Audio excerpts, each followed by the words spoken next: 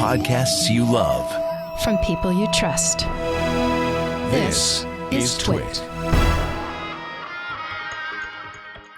Hi, this is Leo Laporte, and this is my Tech Guy podcast. This show originally aired on the Premier Networks, 200 stations coast to coast, on Saturday, November 21st, 2020.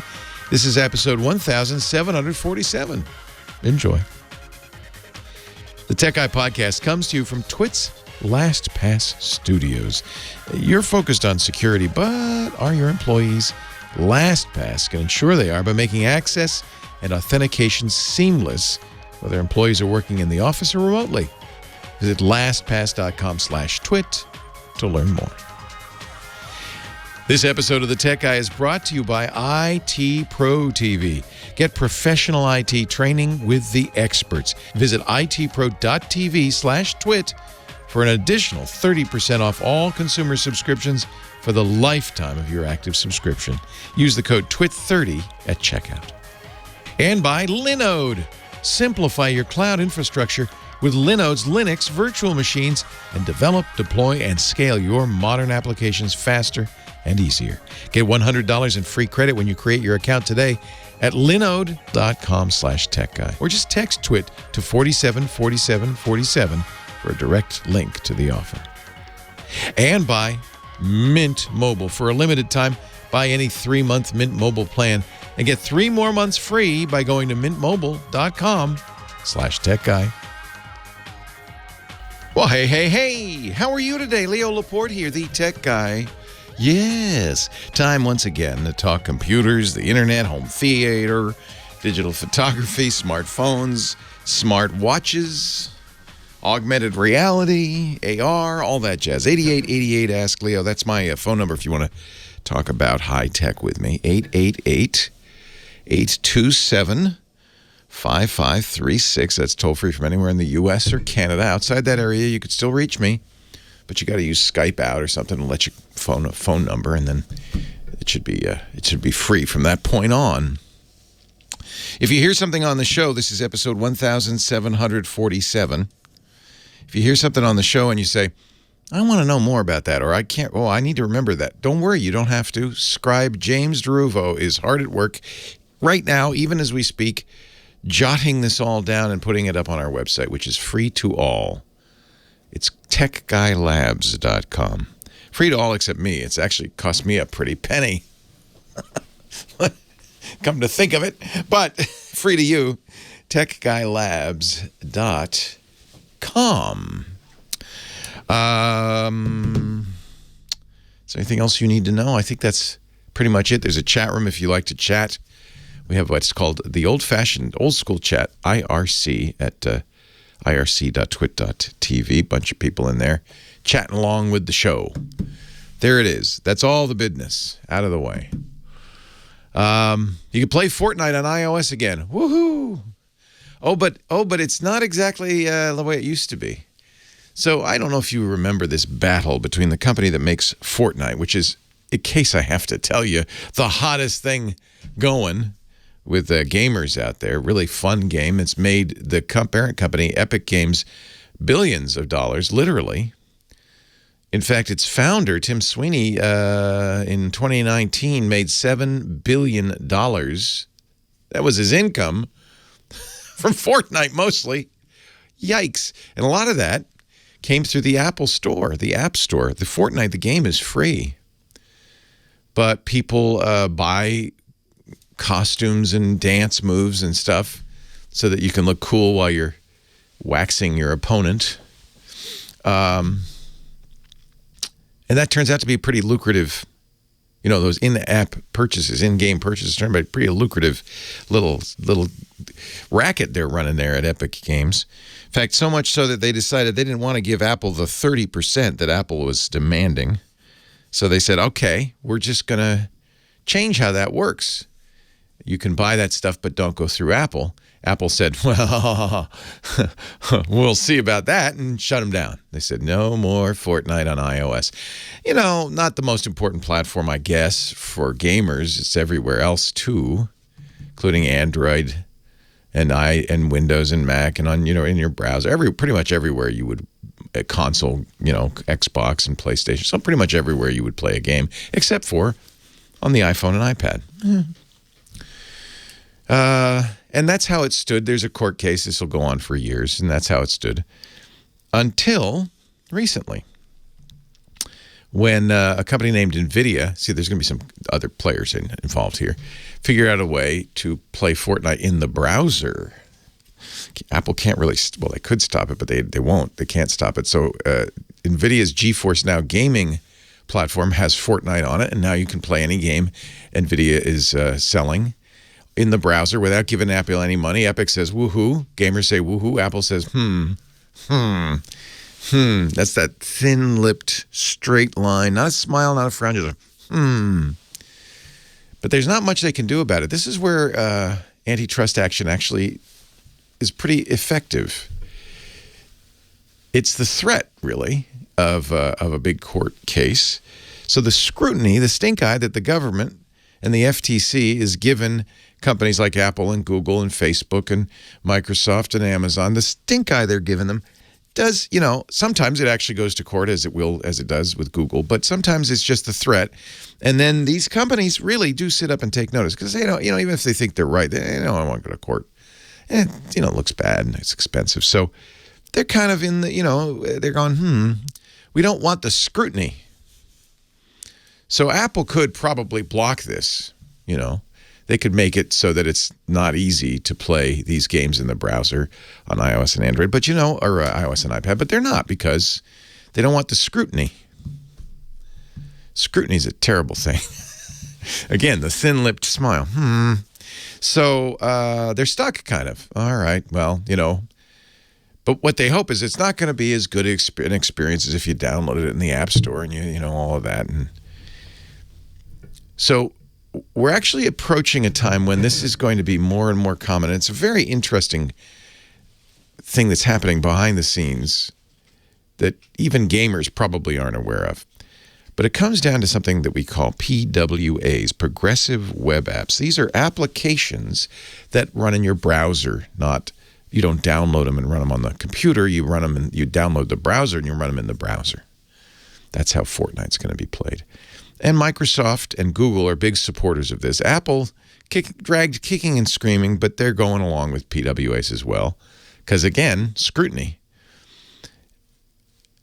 It's interesting because you're now Google, which also has a gaming store called Stadia, and Microsoft, which has a gaming store called xCloud, neither of which are on iOS for the same reasons. They don't want to give Apple 30%.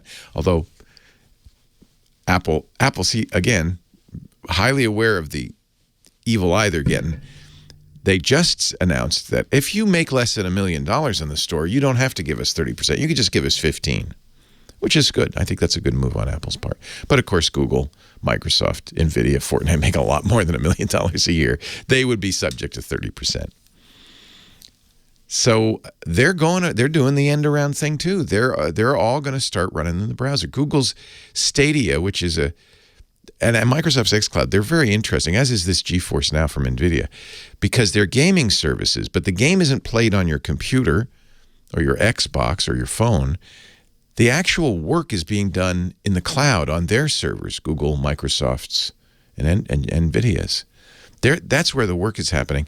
In effect, they're just streaming the contents of the game to you, like Netflix might stream a movie to you. It's a little different because they have to take your button presses, send them up from your computer to the cloud, modify the game as it's running in the cloud, then send the result back to you. But it turns out with fast internet, and that's pretty widely available now, that doesn't have to be super fast, but pretty good internet, that's doable. And the games, even the hardest games, are playable. This is all going to come to a head, I think, in a couple of weeks. December 10th, probably the biggest game of the year, at least the most hotly anticipated game of the year. Cyberpunk 2077 comes out. And they've announced that you can play this on Google's Stadia streaming service, which means you can play it anywhere you can open a Chrome browser, a Chromebook, an Android phone, an iPhone, I think. We'll see. probably, and even the new Apple computers, which these M1 chips are great, but they're not, you have to have the software has to be written to use this new Apple silicon chip. Interesting, though. I don't think it's a coinkydink. Google announced that Chrome, their browser, was now available running natively on Apple silicon just this week. Just in time to run this high-end AAA, very excited. People are very excited about game Cyberpunk 2077. This is changing the whole landscape. In fact, it's more important than just gaming, because if you can play a game, one of the most challenging, demanding things we do on computers, in this way, on a kind of slow computer using a browser with all the work being done on the internet and the cloud by these companies, then you could probably also run Windows that way and all your Windows apps. And lo and behold, that's exactly what Microsoft is working on and will announce in widespread fashion next year, early next year. Suddenly, it doesn't matter if you're running a Chromebook or a Macintosh, even with the Apple Silicon chip, or a Windows PC, or even a Linux PC. If you have a browser, you can run Windows or Cyberpunk 2077. Watch for this. Watch this space, because this is a big change in computing. It's good news for us because we don't have to buy big, fancy, powerful, general-purpose computers anymore. We can do all the things. Soon we'll be able to do all the things we want to do on a cheap, slow device. Furthermore, the companies like it because they can make a lot of money this way. Because instead of buying software outright, buying the game for $60, you're renting it. You're renting Windows. You're paying a monthly fee for it. We'll see how much those fees are. I mean, I think they'll probably be affordable. They understand that's what they're competing against. Somebody just buying it outright. Watch this space. I think this is going to change in the next year. In 2021, this is going to change dramatically how we think about computers and whether we even need a powerful computer on our desk.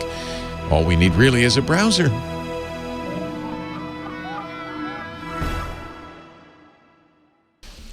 Ladies and gentlemen, boys and girls, children of all ages, I bring you the miraculous, unbreakable Kimmy Schmidt, who will now jump off the high dive into a telephone to answer your call.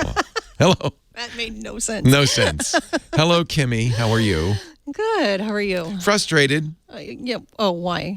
Because your thing's sitting at the Yeah, UPS my thing's store? sitting at the... Yeah, so here's the deal. I ordered that new Apple computer, and it's funny as, if you're getting something you're really excited about, you go and you track it, right? You go and I keep going to UPS and saying, where is it? And for a while it said it was going to come yesterday. And then it started saying, no, it's in Shanghai right now. And then it was in Korea. No, now it's going to come on Tuesday. Fast. They got to Alaska. It was in Alaska yesterday. I don't know about Alaska. And now I'm just checked, and it's in town. It's in town, but they don't deliver on Saturday or Sunday, so it's going to sit there. Nope. Go knock on their door. So you think I can just go? I think so. Hello. I'm here. No, it says you can only change it after delivery attempt has been made. Maybe I could call them. Say, hi, you have my computer. I would like it. I would like my computer. I would like my computer now. Oh, it's all right. It's good. It's a good practice to wait for things. Patience, dear Leo. Patience. I don't think you have any. I have zero. Zero. Anyway, fortunately, you do. Yeah, well, Yeah, somebody in the chat room says, it's easy. Twisted Mister says, you call 1-800-PICKUPS, sit on hold for 4 hours, then get disconnected. It's a snap. Yeah, Sounds I'm not accurate. doing that. So, who should I talk to first? Let's go to Stephen in Rancho Cucamonga. I like saying that, don't you? Cucamonga? Cucamonga. Cucamonga. It's Cucamonga Station. Thank you, Kim. Bye. Hello, Stephen. Leo Laporte, the tech guy. Hey, Leo. Always appreciate you. Been listening to you for years. Thank you. Thank you. Real quick, I'll keep it short and sweet.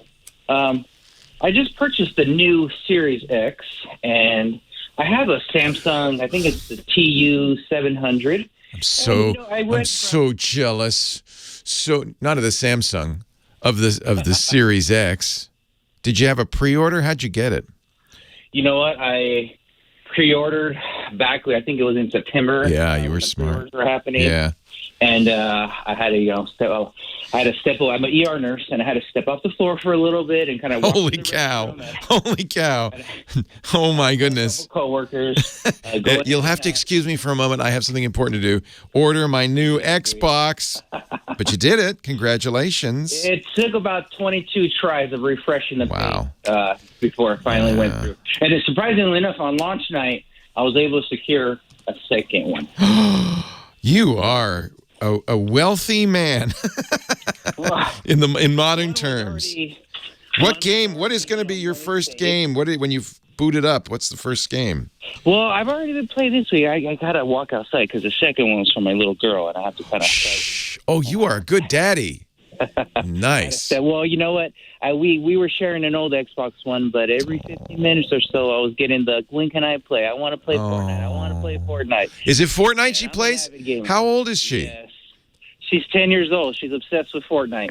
That's pretty amazing. Is she good at it? She's all right. She's initially with it. She doesn't like to build, and I tell her, if you want to be successful, You got to build. sweetie, You got to build. Watch what Daddy does. Figure it out. See, Daddy's making a fort now, so those people can't kill him. Oh, that's so cute. What a father-son moment. A father-daughter moment, sorry. We wanted to finally start playing together. Duo up, and so we've done it a little bit, but I've been on the Series X. She's using the old one. She doesn't know what's coming in a couple of weeks. So exciting. So, So she'll be able, you and she can play in the same battle? Yeah, we've actually been doing that this week. We're doing a little duo. Team up. We secured a couple victories. Oh, Her and her friends laugh at me because I'm a no skin and I don't have any skins. Because you don't give Tim Sweeney all your money. Nope. Do you have any dance moves? Did you buy any dance moves? I used to be an avid Fortnite gamer, and then I stopped. And this past week, I was on the phone and sending various emails through Epic Games because I transferred all my old Epic's progression to her new Xbox account. Right. And they typically don't do that, but I had to talk to someone with corporate at Epic, and they were able to make that happen. Hey, you know what? You deserve it. If you're an ER nurse, by the way, how are things in Rancho Cucamonga? You know what? We're seeing a pretty good spike, which we haven't seen since about, I'd say, August time frame. So, please, folks, please stay home, mask up. No Thanksgiving. Come on. It's a little. Consider Steven. Thank you, Leo. Please. So, what can I do? What can I do to make your day a little better since you've done so much for us? So I was using my original Xbox One, and as you know, I had it on my smart TV, and I didn't realize this until a couple weeks ago, but I was maxed out at getting 1080p at 30 frames per second. Right. So with the new Series X now, I've 4K, realized baby. I'm getting 4K at 60 frames. But I'm such an avid gamer. That's not enough for me. I'm looking for the 120 hertz, and then so I've looked at a couple different TVs. Now my biggest question is, I see TCL markets. There's a lot of brands will market. Hey, we got 120 hertz television. The 6 series would be a good choice. So I've been reading that. Yeah. Unless you have an HDMI port that's 2.1, you're really not going to be able to maximize your 4K at 120. Yeah, that's right. So. Yep. My question is, I'm looking at a couple of different places around. My first question is, one, how big a difference is 1440p at 120 hertz? Is that better than 4K at 60 frames? I wish I could tell you, but I couldn't get a Series X, so I don't. Hey, let's do this. Hang on, Stephen, because Scott Wilkinson is coming up. That's my guy. He's your guy. He's going to help you buy that new TV just for Fortnite. Leo Laporte, the tech guy.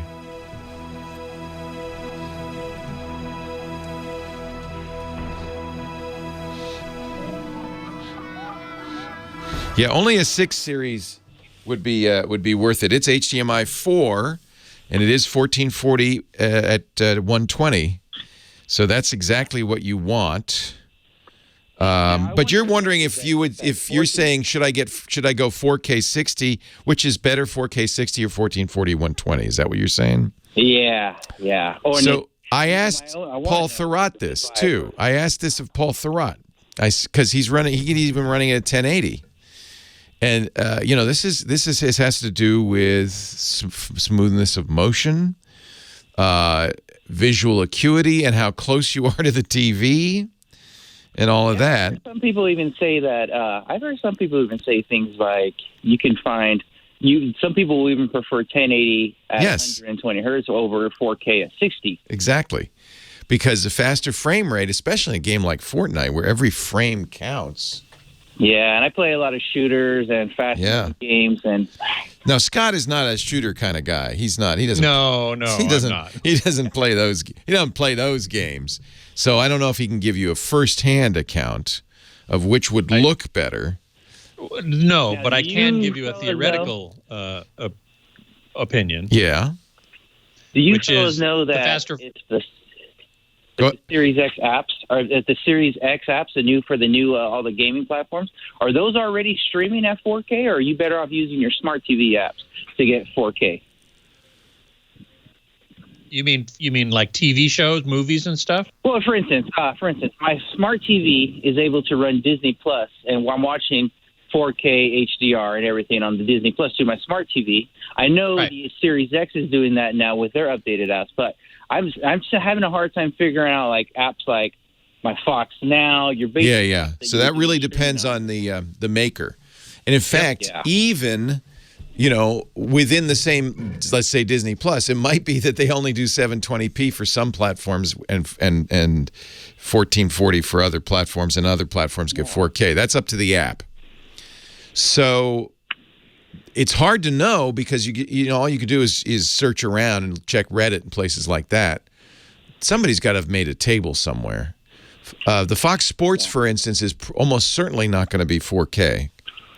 And then I've even heard some that they'll offer it, but it depends. Like, for instance, Roku seems to be the best buy as far as if you want to get a lot of these 4K streaming apps. Right. Because maybe Samsung runs that Android. Yeah. You're not going to. They may not offer Samsung is a lower priority for everybody than Roku, because Roku's the #1 platform. So that's the first going to get the best version of everything, because they're the most watched streaming platform. So if you update your Fox Sports app for Roku, for anything, you're going to update it for Roku first. Fox Sports is capable of 4K, as you know, because Scott and I were talking. Yeah. The World Series was at 4K on Fox Sports. Yeah. Yep. Well, I've been trying to cut the cord, so what I did is I got rid of the DirecTV, and I just reached out to the parents. I said, hey, why don't you go ahead and be nice and let me get the DirecTV login app so then I can download a lot of these different streaming platforms and run those while, saving a couple bucks here and there. I'm always working, and I don't really get the opportunity to watch TV, so I had to cut the cord in that aspect. Here's what I would go for. Chat room's telling me, dot pitch in the chat room, $30 off right now on the Roku 2020, which is their new Ultra. That's $69. That's the one to get, for sure. All right. At that price. Yeah. Oh yeah, the Roku Ultra, the brand new one, 2020. It's Dolby Vision. It's 4K. Well, actually, do you have time, Amazon, Stephen, or do you have to run? $70. Do you have to run? No, I got time. Okay, well, let's do Scott, and you can ask the man directly. Hey, our show today, bro, I guess I should talk about our sponsor. Speaking of okay, this is more than okay. This is ITProTV time. Our Tech Guy podcast brought to you, as often it is, by ITProTV. These guys are the best IT trainers in the business. And you know what's great? You can watch them at home, in the car, at work, wherever you are, because they stream their training on the internet. What a great idea. Don Pizzette and Tim Brune, who founded it, were IT trainers in the standard classroom setting. And they thought about it, and they said, why don't we do like Leo does with basically a IT training TV station. Now they've gone way beyond anything we could do. They have studios running Monday through Friday, 5,800 hours of IT training, constantly kept up to date, because IT never sleeps, right? It's always changing. They train for up to as many as 375 combined certifications. So this is the best IT training around. So if you already work in IT, it's still a great thing, because how many times have you said, I need to learn a new skill, or the boss says, you got to learn how to do this? You might be saying, oh, I'll just go to YouTube. Please, you want to have the quality. You want to have the right information. The worst thing that could happen is you get bad information. You take the cert exam and you don't get the cert because you got wrong information. Or worse, you take it out in the field, you use it, and it doesn't work or breaks something. ITProTV is quality. The best online IT education platform, IT for whatever it is you need to learn, developer, help or desk support, network administrator, business professional, system admin, security. You'll find whatever it is you need with ITProTV, and even better, they make it fun. Their trainers are professionals working in the business, but they're also really good communicators. And you can get all the certs you need to get that first job, or the skills you need to keep your existing job or get a better job. And if you're managing an IT team, they've got a great Team Pro portal that's a great way to keep your team up to date. Speaking of certs, ITProTV is the official video training partner for CompTIA. Those are the A+ Security Plus Network Plus certs. Those are the ones everybody needs to start with. They have Microsoft IT training. They have Cisco training, Linux, Apple, security, cloud. They've got a great podcast with Don Pizzette. He does a wonderful one called TechNado with industry guests and IT news recaps. That's free. Anybody can listen. That's nice because it'll really keep you up to date on what's going on in your field. This month, ITProTV is focusing on Cert Nexus certifications all November. You can learn more about getting certified as a CyberSec first responder, a cybersecure coder, or a certified Internet of Things practitioner. This is one thing about IT. This is job security.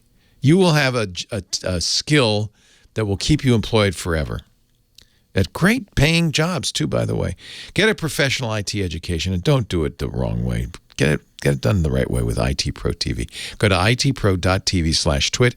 The offer code, by the way, TWIT30, gets you 30% off as long as you stay active. That's for any consumer subscription. 30% off forever. itpro.tv/twit for an additional 30% off all consumer subscriptions for the lifetime of your active subscription. Use the code TWIT30 at checkout. Great guys doing and gals, by the way, doing a really good job. This is the training you want. ITProTV. Build or expand your IT career and enjoy the journey. itpro.tv/twit. We thank him for making the Tech Guy possible. Now back to the show. What is hip? Mr. Scott Wilkinson's hip. He's our home theater geek. Contributor at TechHive.com, our regular on our show. It's always a pleasure to talk to you. Scott Wilkinson, how are things in Scott's house? Oh, things are great here. We're staying safe. Stay safe, because we don't want to have to go to see Steven. He's our ER nurse in Rancho Cucamonga. If you see Steven, that's bad news. That's bad. No, not necessarily. It might be very good news. Professionally. Yeah. So Steven had a good question for you, Scott, and I thought, well, since Scott's going to be on, let's get him on. Now, we were talking about the Xbox Series. My Google keeps rebooting. The new game console, Series yeah. X, Right. which has 4K at 120 frames a second, which is remarkable. But he's also asking about streaming movies and stuff, like Disney Plus for his 10-year-old daughter, who when she's not waxing people in Fortnite, likes to watch princess movies. Well, So, lately it's can just blame a her? nonstop High School Musical, and that's just. oh, she's advanced for her age. She really is. That's awesome. Yeah. I love it. So his question is, I guess the first question, and correct me if I'm wrong, Stephen, but the first question is, is it better to watch the streaming smart TV apps, or would it be better to go out and say get an Apple TV or a Roku Ultra or something like that for his 4K? Yeah. I definitely think getting an external streamer is better. Because the company, it all depends on the provider and how they upgrade their apps for the different hardware platforms that they're on. So Roku, Fire TV, Apple TV versus the apps in the TVs themselves, the Samsungs and the Sonys and so on. And I tend to think that they pay more attention to the external streamers, Roku in particular. Yeah, they're the best-selling one. They by a long way over everybody else. By a long way. Yeah. We've got some deals on Amazon now. The Premiere 4K, the Roku Premiere 4K is $25. Yeah. Wow. The Ultra is $70, down from $100. Yeah. So you do want last weekend talking about that Hisense, and by the time I went around to try to go pick something like that up, it was already off the market. Yeah, that $600 deal there for the 70-inch, the $400 deal. Yeah. I'm afraid this Black Friday is like Black November, and it's, deals come and they go, making it really hard to figure out, when to jump on a deal. There's a good article on CNET that came out a couple of days ago. Jeffrey Morrison does a good job on the best TVs for the Series X or the PS5.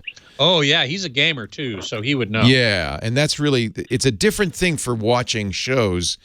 In fact, almost any 4K HDR TV is going to look great if you give it the right content. I guess my biggest thing I've been researching the past few days is, what is the best value for a TV that has an HDMI 2.1 port? Because obviously with the Series X, that's what I'm looking for to really try and maximize that 4K at 120 frames. Exactly, and there aren't that many TVs with HDMI 2.1 ports on them yet. LG is leading the field in that regard. Yeah, stay away from Vizio. Vizio's doesn't have any. They're all HDMI 1. 2.0. 2.0. TCL is, so this is the eARC port. So how many eARC ports? Let me see let me see which HDMI. I'm looking at the wrong thing. eARC isn't the most important thing for gaming. Yeah. Something called variable refresh rate, or VRR, and auto low latency mode, ALLM. Those are the two really important things for gaming that are features of HDMI 2.1. Okay. Not to mention the higher bandwidth. And again, LG is the company that's really leading the way with installing HDMI 2.1 ports on their TVs. But the unfortunate thing is most of LG's lower cost LCD TVs simply aren't that good. Yeah, you want to get the OLED if you can, right? Yes, exactly. You want to get the OLED if you can. And now we're talking $2,000 at least. Well, yeah, to start. So yeah. The let's see, Amazon. I just saw this has. I'm looking at the 65-inch for $1,896. This is the OLED 65 from LG. Is it the CX or the BX? It's the CX. CX is the one to get. The BX isn't bad, but I'd really recommend the CX. So if you can get the CX, 55, did you say, for under $2,000? 65. Right. 65. Yeah. Well, yeah, geez. That's a pretty good deal. You still want the Roku Ultra, by the way. You don't want to use LG's apps. Yeah, that's right. But boy, yeah, I'm looking at Amazon, $1,896 for the 65 CX PUA, Alexa built in. 4K. Yep. That's a nice TV. It is, and it undoubtedly has HDMI 2.1 on it at the higher bandwidth. And HDCP 2.2 for copy protection. It's got 4 HDMI ports, so you've got plenty of room on there. I don't remember. I'm pretty sure it has VRR, variable refresh rate, and ALLM, automatic low latency mode, which again are the important things for gaming. Well, the other important thing is the G-Sync or FreeSync technology. That's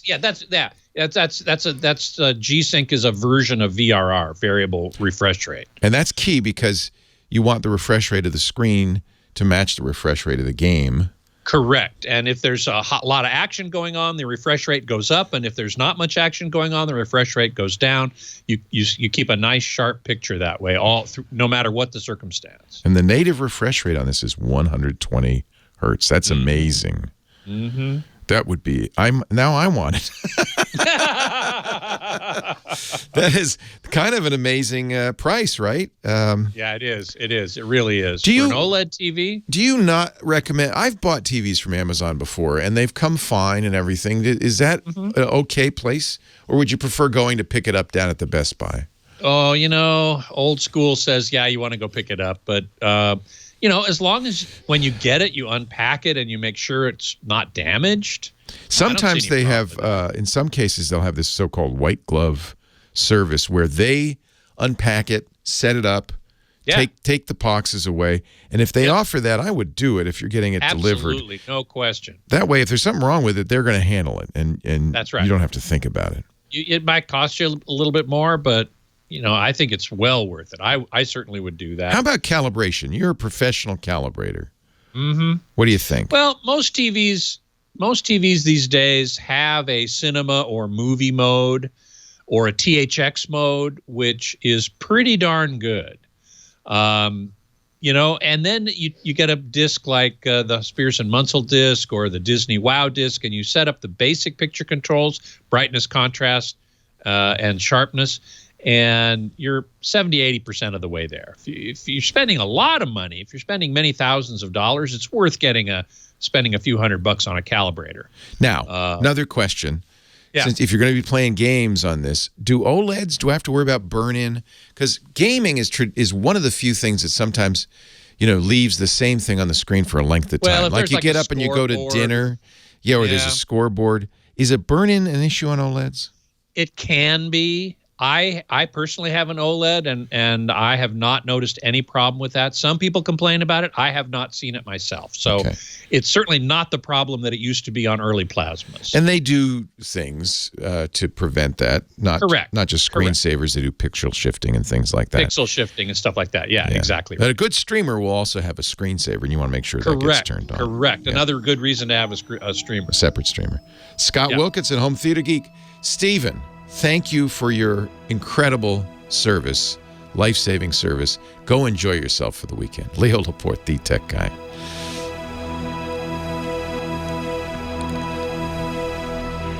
Did we answer your question, Stephen? Yes, sir. I just had one quick one. I just wanted to see what his thoughts were on 4K at 60 hertz or 1440 at 120 hertz. What does he think is usually a little bit more enjoyable or easier in the Well, remember, Scott's not a gamer, so you're asking. I'm not a gamer, but I will tell you this. I theoretically, at least, I'm sure that I would guess that most gamers would prefer 1440 at 120. The higher hertz. refresh rate, yeah. The higher refresh rate would be more important. But this variable refresh rate's interesting because then you could probably turn it on. I presume does the Series X support G-Sync or something like that? VRR? You mean the CX? Yeah, no, the TV does, but I wonder if the box does. Oh, does the Xbox? Oh, that I don't know. Yeah, I don't know that either. Okay. I would say, you know what? Here's the beauty of this. You're going to get to try both, Stephen, and you get to decide. Now, I've seen places advertising on their TVs, they'll say motion rate 120, but that's not hertz 120, right? You want to look it's not. No. This is you're very smart to recognize that. They do all kinds of tricks.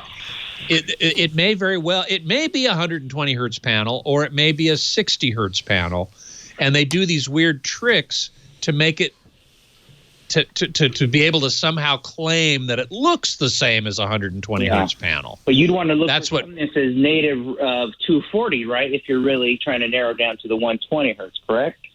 Well, if it says a motion rate 240, then it's probably a native 120 panel. Okay. If it says motion rate 120, it's probably a native 60 panel. Well, yeah, that's what I was wondering. Because, I can find a TCL or a good Hisense that I can run 120 at 1440. But if I'm going to go with something with a 2.1, then I'm looking at potentially spending a good chunk of change where I could find for less than $700 something to run 120 hertz on. Yeah, CNET liked the 6 Series TCL. Oh, TCL 6 Series, yeah. I was going to say... That's half as expensive. Yeah. Yeah, it's an LCD TV. Yeah, that's the problem. It's LED. It's QLED. Yeah, but it's good. Is it fold? Yes, it is. Okay. Yes. How about the Hisense? The Hisense, you want to go with the H8 or the H9 if you can. The H6570 and the H6 and below doesn't have fold. full array local dimming. So, you guys have been a huge help for me. And then one more thing, the chat room's telling us that the Sony X900 is available at Costco, and that's another strong choice that does support. Excellent. Yeah, everything you have. So I don't know what the price is at Costco, but that'd be worth checking. Yeah, I'm not sure if the X900 has variable 2.1, HDMI 2.1. Or variable frame rate. I had a list here, and the X900, Best Buy has the 65 X900 for $1,000. Whoa, 30%. Whoa, that's amazing. All right. Amazon has the 55 X900 for $1,000. I'd go to Best Buy Yeah. for the 65. Hey, Scott, really quick. A few days ago, my mother called me because she purchased a Sony Bravia a couple years ago. And she was told it was a smart TV, but it has Linux operating system. And she's because she can't find a way to download any new apps. And after researching, I'm like, hey, Mom, that's a Linux operating system. Well, they all are. They almost all use Linux now. I guess. I mean, with Android on top of it, or yeah. But that doesn't mean you can. She's not even able to access. I gotta cut you two off, you guys, because I gotta go. Thank you, Stephen. Thank you. Leo Laporte, the tech guy. 8888 Ask Leo. That's the phone number. Dean on the line from Brea, California is our next caller. Hi, Dean. Hi. I was wondering if the other guy was ever going to be done. Well, a lot of that was behind the scenes. Was not I've ever seen. A lot of that was not on the radio show. You were just hearing the in between during commercials. Scott and I were talking. I see. Okay. Yeah. Well, I'm going to go to the complete opposite end. I've never played a video game on TV. My wife and I are getting older, and with the COVID, we spend a lot of time watching TV. And we want to go to the biggest screen, like an 85 or 86, I guess some brands have. And we don't need all the tech bells and whistles. We just want a clear picture, best sound quality, and be able to read the closed captions, especially since we watch a lot of British shows where we don't. I know. Especially if they're from Scotland. They're very hard to understand. I turn on the closed captions as well. The good news is Scott's still here. So maybe he can help you. First of all, that's awfully big. The 85. Scott, do people really offer TVs that direct view TVs that big? Absolutely. Wow. Absolutely. 85 is becoming a very common size now. And it's amazing that there are, in fact, TVs. I mean, it depends on how much you want to spend. Now, it's not going to be super cheap, 85 inches. But if you have the wall space for it, there are a number of definite opportunities here. I've got a list at Best Buy, for example. There's the Samsung 85 Q80 for $3,000. Is that out of your budget, Dean, or? No, it's not. It's just that when I take a look at all of these brands, each brand has so many models and so many numbers, and they have QLED. You know what? You've hit upon what I was going to talk about. Yeah, exactly. This is a real confusing thing, and I can tell you this. What I had planned to talk about last segment is when you're looking at all these Black Friday deals, you see all these models, and you go, which one do I get? So I can make it easy for you. With the Samsungs, you want the Q8 or above, Q8 or Q9. Well, first of all OLEDs are good, but you're not going to get an 85-inch OLED, and it's going to be really expensive if you could. But Samsung Q8 or Q9, Vizio M7 or higher, Sony X900 or higher, LG Nano 90 or higher, TCL. You like that Sony's pretty affordable. I don't know what it costs at 85 inches, but those are, I mean, the 65's $1,000, $1,300. That's not bad. $1,000 at Best Buy. You like those Sonys? I do like the Sony 900 a lot. Okay. Definitely. And do you know if they have a 85? I don't know. I'd have to look that up. I believe I just found it online. Nice. An 85 X900? Yeah. Wow. They do. Yeah. The problem is that you go on the rating sites, and every person has a different television as the best. And Well, true. I'll tell you. Okay, the rating site, the review site that I like best, that I go to first, is called RTINGS, RTINGS.com. It's ratings without the A. Ratings without the A, exactly. And for TVs in particular, that's where I go first. I also should warn you, Dean, that if you're getting a TV at this size, you may say, I don't want all the bells and whistles. You're going to get the bells and whistles. You're going to get them anyway. Because it's just, they don't make a TV that big that doesn't have it. They figure, oh, you're a high-end guy. I'm looking at this, the Sony 85-inch from Best Buy is $3,814. Yeah. That's the 85X900? Yep. I saw an LG 85-inch for $15.99. Whoa. Yeah, I would not go with LG unless it's a Nano 90 series, because they're edge lit. It's just not going to look as good. So that's one of the things you can see, especially at the big box stores. You're going to see kind of doorbuster prices, but they're doorbuster to get you in, and then you look at it and you go, I really want this one. These are going to be the lower end models that are going to be at that surprisingly low price in that size. Best Buy has the 85X900 for $2,000. Oh yeah, so does Amazon. Yeah. So that's a killer deal. Yeah, that would be the one to get. What do you think? If Amazon has it too, then that's good. We were talking offline, I think, about whether is it better to get it shipped from Amazon or to go to a store, and I think as long as you can return it, but man, returning an 85-inch TV, you take it out of the box, you put it up, you plug it in, something's wrong, you have to then pack it back up and ship it. At 85 inches, that's a big fat pain in the you-know-what.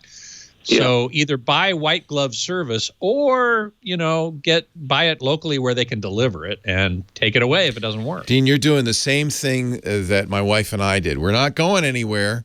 So let's upgrade our home theater experience, right? Yeah. We're going to be watching more TV. Let's, save the money we're saving on eating out and vacations. We're just going to put into making our house a little bit nicer. And I think we had 5 vacations canceled this year. Oh, you see? You see, exactly. I had a couple myself. So put that money towards things like, a nice... And by the way, don't stint on the sound system, too, because you've got a beautiful 85-inch TV. Now, you don't want to just use the speakers on the TV. Right. No. Budget $1,000 at least for the sound system as well. Yeah. And get a good sound bar, a Vizio sound bar. Best Buy, again, here's another Black Friday ad from Best Buy. Samsung HWQ60T virtual 5.1 sound bar, $280, down from $500. You said you wanted to be up at 80 or 90, though. You didn't say 60 would be good. What do you mean? For the size? For the no, there was a Q80. Oh, the model. 90. Yeah. No, that was TVs. We're now talking about sound bars. We're now talking about sound bars. Yeah. Okay. Sorry, we moved on. I apologize, Dean. But I think a lot of times people put that money toward the beautiful screen, and they stint on the sound. And sound is really important. When you're really important. A screen of that size, it's a home theater now, Dean. And so you need home theater sound so that you'll really enjoy it. But then you'll never go to the movies again. I haven't been to the movies in 10 years. Yeah. Why bother? You make your own popcorn with real butter. It's just and the floor's not sticky unless you want it to be sticky because it's your floor. You can pause it if you can pause it for bio breaks. That's actually a very high. We watched The Crown last night. Lisa and I binged about 2 episodes, and we paused a couple of times. And it's really nice to be able to get up. Wasn't make a sandwich or go see what's going on in the world. It's nice to be able to pause. So I think you're going to have a very nice setup. So just one last thing. If you had, let's say, $3,000 or $3,500 to spend, and you gave me all these names of brands and models, which one would you pick? Does that include the audio as well?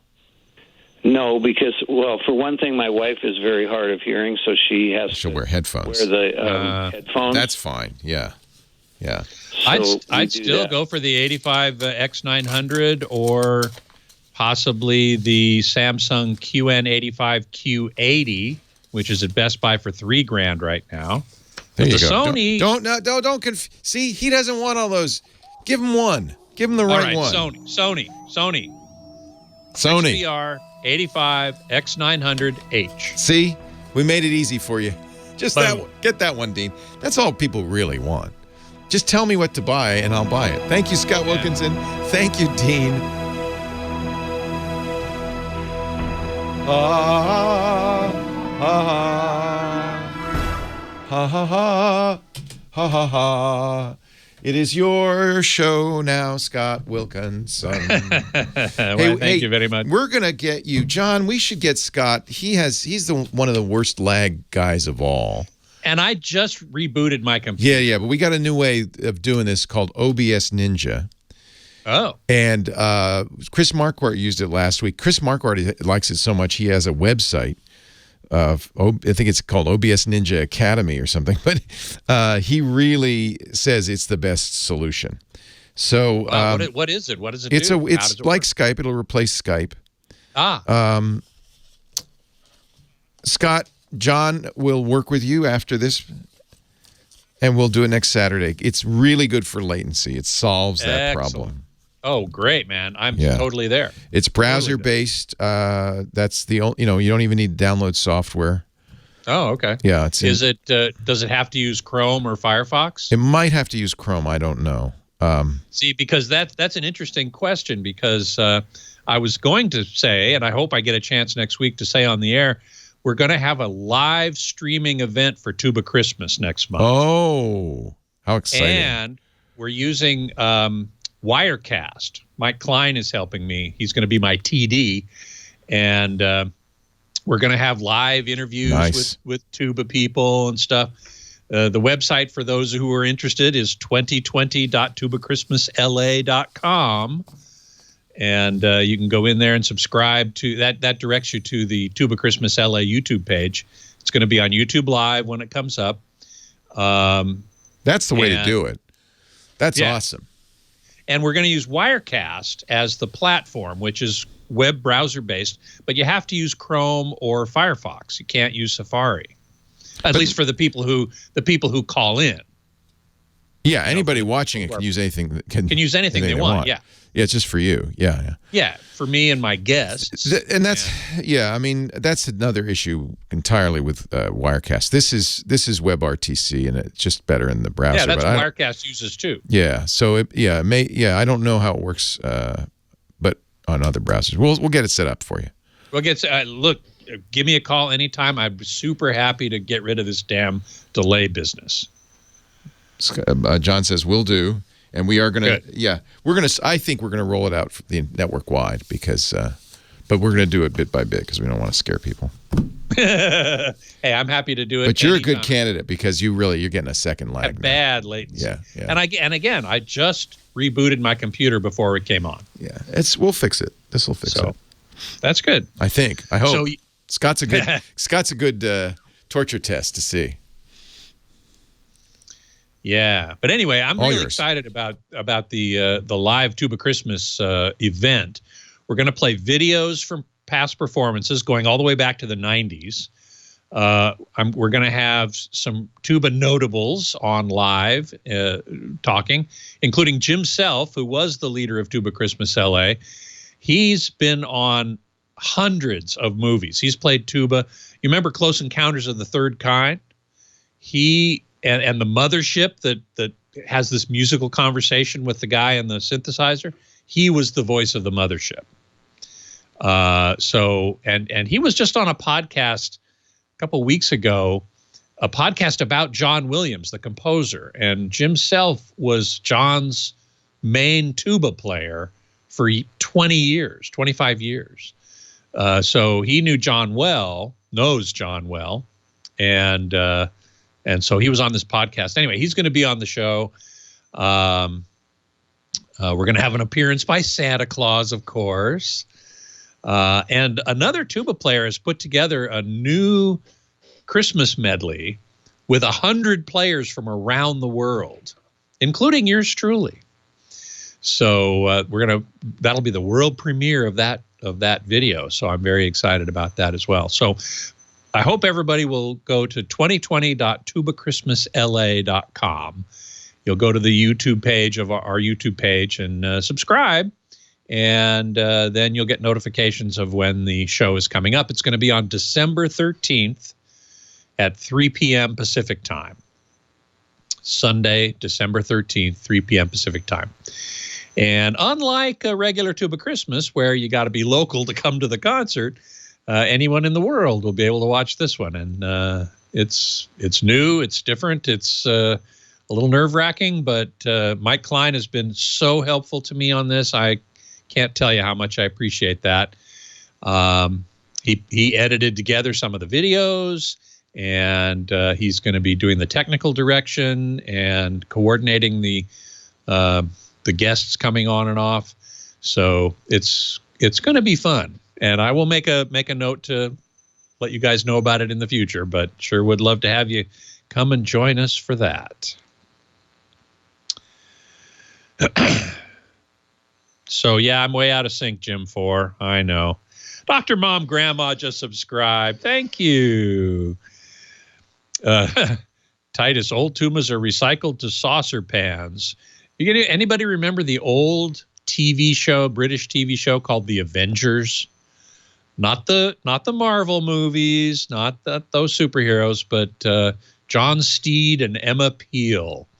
And John Steed had a tuba as an umbrella stand next to his door. And I always had a mixed feeling about that. I was a little insulted that he would use a tuba as an umbrella stand, but it was great to see a tuba on the show. Zufai, will I use a snow background, maybe on top of a mountain? I'm thinking about how to do my background, yes. It won't be this. It'll be something else. Diana Rigg, Val, exactly, as Emma Peel. And Patrick McNee as John Steed. And thank you, Loquacious. Glad to know you will join us. And subscribe to the Tuba Christmas LA YouTube page. Let's see. Beatmaster, in case I've missed it earlier, Sony has yet to enable variable frame rates and auto low latency mode on the X900, but supposedly there'll be a firmware update to do that before the end of the year. Okay, that makes sense. That does make sense. But it's good to know that it's not there yet. The second guy I talked to who wanted the big 85-inch TV won't matter because he wants to watch TV and movies. But the guy before with the games, that would matter. And again, for him, I think spending the money on an OLED, on an LG OLED, would be the way to go because they are at the forefront of HDMI 2.1 implementation. So that is... Loquacious, it says it was a prop tuba, I'm sure. Yeah, it probably was. It probably was. I agree.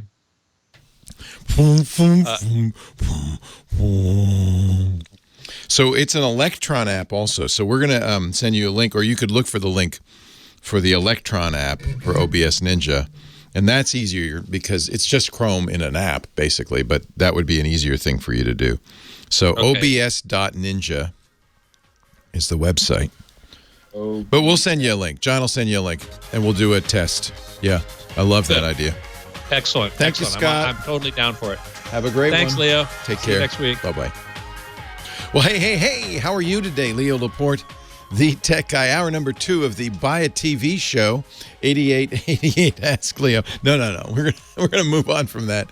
But it was a lot of that, wasn't it? This is the time people are looking because of Black Friday deals. Quarantine doesn't hurt. Here in California, we're not supposed to go out after 10 p.m. That means just a little bit more TV. So we can talk about that. 88. Fortunately, I have the guy, Scott Wilkinson. He's great. 8888 Ask Leo is the phone number. Of course, we talk about computers. We talk about iPhones, Samsung phones, Google phones, smart watches, anything with a chip in it. 888-827-5536. Paul in Columbus, Ohio is next. Hi, Paul. Leo Laporte, the tech guy. Hey, guy. Good to talk to you again. It's nice to talk to you. Thanks for hanging on. No problem. Kind of drooling listening to all that stuff. I know, all the TV stuff. I know. Oh, God. Anyway, well, unfortunately, my vision's not good enough to appreciate all the super high resolution. But well, you're in luck. That's good. Yeah. That saves you money. Well, yeah. My ears aren't good enough to appreciate the high-end audio, so it saves me money. It's great. I love it. Well, back to the little mundane subject of sound. Yes. Strictly, this is trying to use an old approach with a new twist, and that is, if I have a, let's say, CD player or a tape deck, hooked up to an AV receiver or receiver, and I know it's easy to hook up an A device, an Amazon device, to that system to play, what you can get on the Amazon sources. Right. But how about if I want to transmit my CDs or cassettes through the A devices so that I can use that as the speaker system around the house? Ah. Is there a way to? Oh, that's an intriguing one. I was gonna. When you got started, I thought what you wanted was, I've got a CD in the CD player. It's hooked up to my home theater system, and I want to play it. And there are solutions for that. Using Amazon's Echo, like the Fire TV Cube, you can say, play my CD. And the Cube has an infrared transmitter.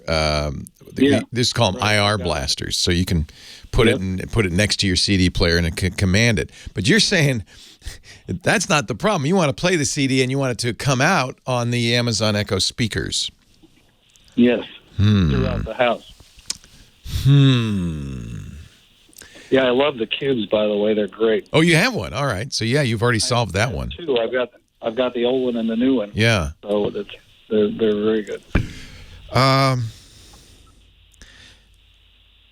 trying to remember. I have quite a few of these Echo devices. If any of them have an aux-in jack, just a little audio in jack. Because if they had that, you could hook them up wired to your CD and play it that way. They've got the reverse. They've got the so you can put an additional speaker out of it, but not in. Yeah. Not the in that I know of. Yeah, those seem to have all disappeared. You know why? Because everything's digital now. So they just assume, you're going to have it on digital. And there are certainly ways, if you had it on your computer, for instance, to play it through your Echo. But to play it from a physical medium, from a CD or a cassette, do you care about controlling the cassette? No, you don't mind pressing play. You just want it to come out.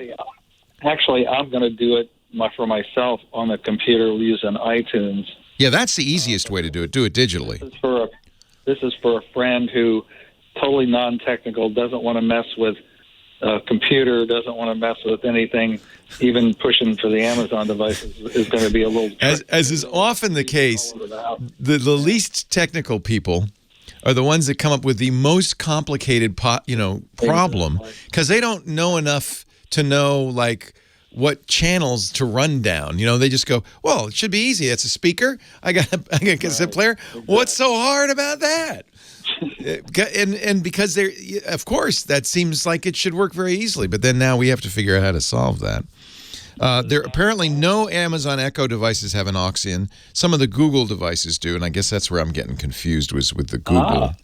Yeah. Okay. Well, probably the easiest way to do this, and this is going to require you to set it up. Once it's set up, it won't be too hard for him, is to use Bluetooth. Exactly. So the Amazon Echo speakers can also be Bluetooth speakers, which means you can pair it to your phone and play stuff from your phone into the speaker. If you had a Bluetooth transmitter that you could attach, and there are plenty of these, that you could attach to the cassette player or the CD player, then you would pair that Bluetooth transmitter ahead of time to the speakers, so he wouldn't have to do that. He'd have to turn on the transmitter. I don't think any CD players come with these built in, but no, I don't think so either. But you could certainly connect a CD player to a Bluetooth speaker if you have Actually, there is a company, Ion, makes something called the Air CD that is a CD player with Bluetooth. Wow. IonAudio.com. Does he already have the CD player, the cassette player? Yeah, they already got it. Yeah. Right. So that's wild. So that's kind of a bridge device, which is kind of like a Walkman that plays to a Bluetooth speaker. That's hysterical. But yeah, you could buy a standalone Bluetooth transmitter and plug it. You'd have to plug it into the audio out jack, probably the headphone jack of the CD player or the cassette player. And I don't remember if these transmitters, if you leave them on, if you could just probably leave them on. Of course, you're only going to be able to do one set of speakers too. It's not like you can broadcast to the That's whole right. house That's right. That's what they want, and I don't know how to. Oh, they want whole home audio too, huh? Yep, make it. I said, well, you got a lot of wire. Of course, don't want to do that.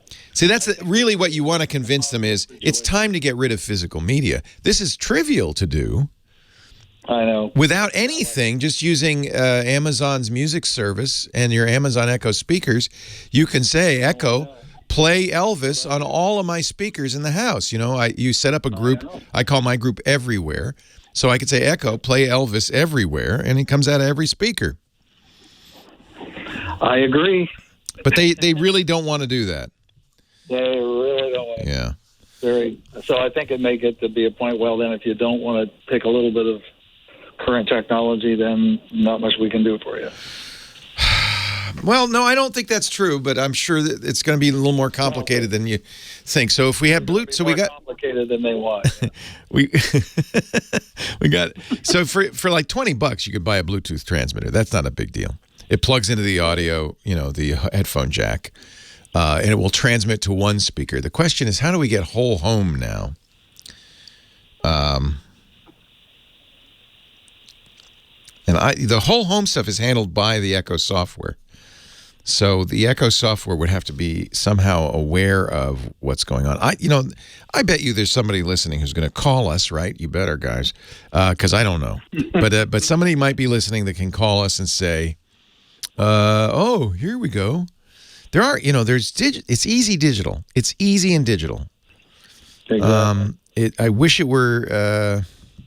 There's no Bluetooth multi-speaker. The Google devices have, some of them have an auxiliary input jack, yeah. Input, I mean, yeah. Yeah, some of them do, so that's a speaker that you can then play into. I'm going to leave this to our talented listeners, the Team Tech guy. Dr. Mom, who is our resident Echo expert, she's in the chat room. She says, as far as I know, there's no way to do what you want. But that's not, that's somewhat definitive. It's better than me. But, geeks can usually solve almost any conundrum if you just give us some time. It might be kind of a jerry-rigged system. You might be building, for instance, a Raspberry Pi that can, that's what you need. What you really need is a gateway, as I think about it, from the analog device into the Echo system, the Echo ecosystem, as it were. And something like a Raspberry Pi might do that, and then it could do multi-room sound and all of that stuff. But it's non-trivial. You come up, as I mentioned, the less technical you are, the more likely you can come up with. Oh, it's easy, right? You guys can figure that part. That's simple, I'm sure. I got a speaker. I got a device. I bet you. I'm going to keep looking, keep listening. Maybe we'll come up with something for you. The idea of using the cube, though, to control that, too, is I'll think about that for a while. I love that. Yeah. The real issue is getting a bridge from the analog world into the Echo world. And that's why I'm thinking a computer like a Raspberry Pi probably could, with the right software, do that. You need a bridge, and that's the problem. You can use Bluetooth as a bridge to a single speaker, but how do we do it to the whole house? That's the question mark. I'll keep thinking, and you keep listening, and Paul, by end of day, maybe we'll come up with something. You're a good friend to help them with that. I appreciate it. Thanks, Leo. All right, Paul, take care. Yeah, you already know about the Fire. The Fire is great. The Fire Cube, that's an amazing thing. That is an amazing, that feels a little bit like magic. Because with a Fire Cube, because it has these infrared blasters, the IR blaster that can control everything in your, your stereo cabinet, you can say things like, put on the 49ers game, and it will know what to turn on. It's like a super smart remote, but it will also know where the Niners game is in your variety of different inputs. Because now we all have, right? We have dozens of ways of getting content into our system. You can pick the right input, pick the right outputs, set it all up, turn it on, do it automatically. That's pretty cool. That's black magic. We'll get back to the Tech Guy podcast in just a little bit, but first a word from our sponsor, the great folks at Linode. I've been a Linode customer forever and ever. They're famous, right? Well, among geeks, they're famous. They were one of the very first Linux virtual machines, Linux in the cloud that you could run on SSDs. They were fast. This was in the early days of solid state. They're still the best, the fastest, the easiest to use. Linode, Linode. Simplify your cloud infrastructure. They believe everybody can benefit from cloud computing. That's why Linode makes it easy to deploy, manage, and scale your cloud applications. If you want to, and I use it as a hobbyist to do cloud, software, for blogging, for running all sorts of things, because it's affordable, it's easy, it's very fast to set up a Linux machine in the cloud that you can log into, that you can use as if it's your own. But it's simple. If you're done with it or you screw it up, you erase it and start over. It couldn't be easier. That's probably why over 800,000 developers choose Linode. They were one of the first. They're still one of the best. Flat pricing across all 11 global data centers. 11 all over the world. They have a very easy-to-use cloud manager. They have a full-featured API. But the best thing about Linode, if you ever have a question, a problem, they have the best customer support in the world. And they're there every day of the week, every day of the year, 24 hours a day. And there's no tiers or handoffs. They're not going to say, well, let me get my manager, or I don't know, let me check. They're empowered to help you and get it done. And it doesn't matter if you have the least expensive plan or the most expensive. You're going to get great support from Linode. Whether you're hosting a website, building an app, storing back or backing up media, you can launch and enrich your developer applications, hosted services, websites. They have AI and machine learning workload instances with very powerful GPUs. They've got gaming services, CI/CD, launch and scale in the cloud with their virtual machines. And I'm going to get you started with a $100 credit. That's going to last you a long time. This is S3 compatible object storage or managed Kubernetes. Whatever it is you need, you can do it in the cloud for less, easier with Linode.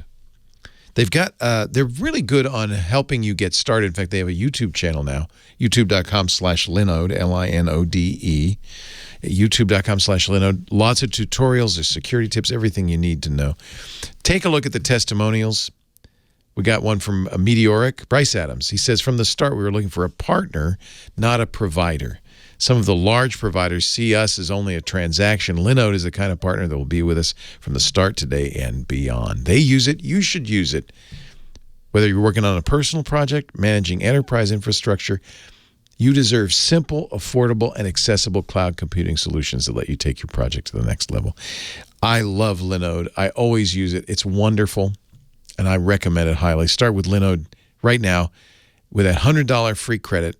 Go to Linode, linode.com/techguy. Click that create account button and you're in.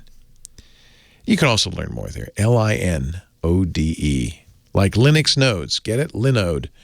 Linode.com/techguy. $100 free credit, or you can even text TWiT to 474747 and they'll send you the link. Good people, really good people. The original Linux geeks, the original Linux SSD virtual networks, virtual servers, they're fantastic. Linode.com/techguy. Thank you, Linode. Thank you for making the Tech Guy possible. Appreciate it. Leo Laporte, the Tech Guy. 8888 Ask Leo. The phone number, Johnny Jet, travel guru, coming up in just a few minutes. Ed from Claremore, Oklahoma is next. Hi, Ed. Leo, how you doing? I am great. How are you? Oh, good. Hey, thanks a lot for taking the call, and I got to tell you, you are the best at your business around. Oh, you're so sweet. Thank you, Ed. I can't really find any other tech shows that's worth listening to after listening to yours. Well, there are other tech shows. I won't name names, but I'm glad you prefer mine. By far. It's like the old airline. We know you have your choice of tech shows. Thank you for flying Air Leo. Exactly. Step in the car here and get this mask off so I can talk. Oh, good. There we go. Thank you for wearing a mask. Great. I appreciate it. Yeah. My question is, I had to rent a car the other day, and I got in it, and there was a nice big screen there. And when I turned it on, it says Apple AirPlay and the Android equivalent. Isn't that awesome? So I said, oh, great. Love that. I won't have to watch my phone for the mapping. Yes, exactly. Plug it in. As soon as I plugged it in, the thought hit me. Is this secure? Is this a good idea? I am so glad that you're thinking that way, Ed. That's really, unfortunately, that's the kind of awareness and maybe even suspicion that we need to have these days. In this case, it is safe. CarPlay is safe because it's designed by Apple. You plug it in via the Lightning port. It's not capable of doing, I guess it's conceivable that somebody could have hacked the rental car in such a way that they were intercepted. It would be such a mess. I doubt that there's anything they could do. In theory, yes. If we're talking Jason Bourne, here's what I would do if I were Jason Bourne. I would get a little Raspberry Pi, stick it under the dashboard of that car, and I would wire the lightning cable to go through it. And of course, you got to be careful because CarPlay has to work.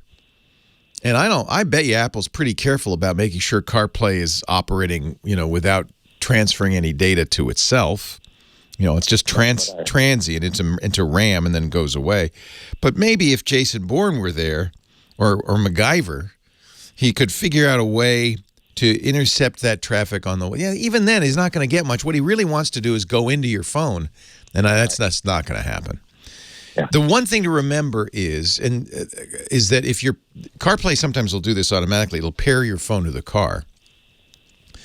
And if it does do that, and you use the car's GPS, and this is something everybody in a rental car should be aware of, because I've used paired my phone to the car, system on my Hertz, and didn't use the GPS. The car's GPS will keep track of phone numbers and everything that's been paired. So you want to make sure you clear that before you return the car. You go in the Bluetooth settings and you clear any memory of your existence. On the car. On the car. But in this case, you're not using the car's system.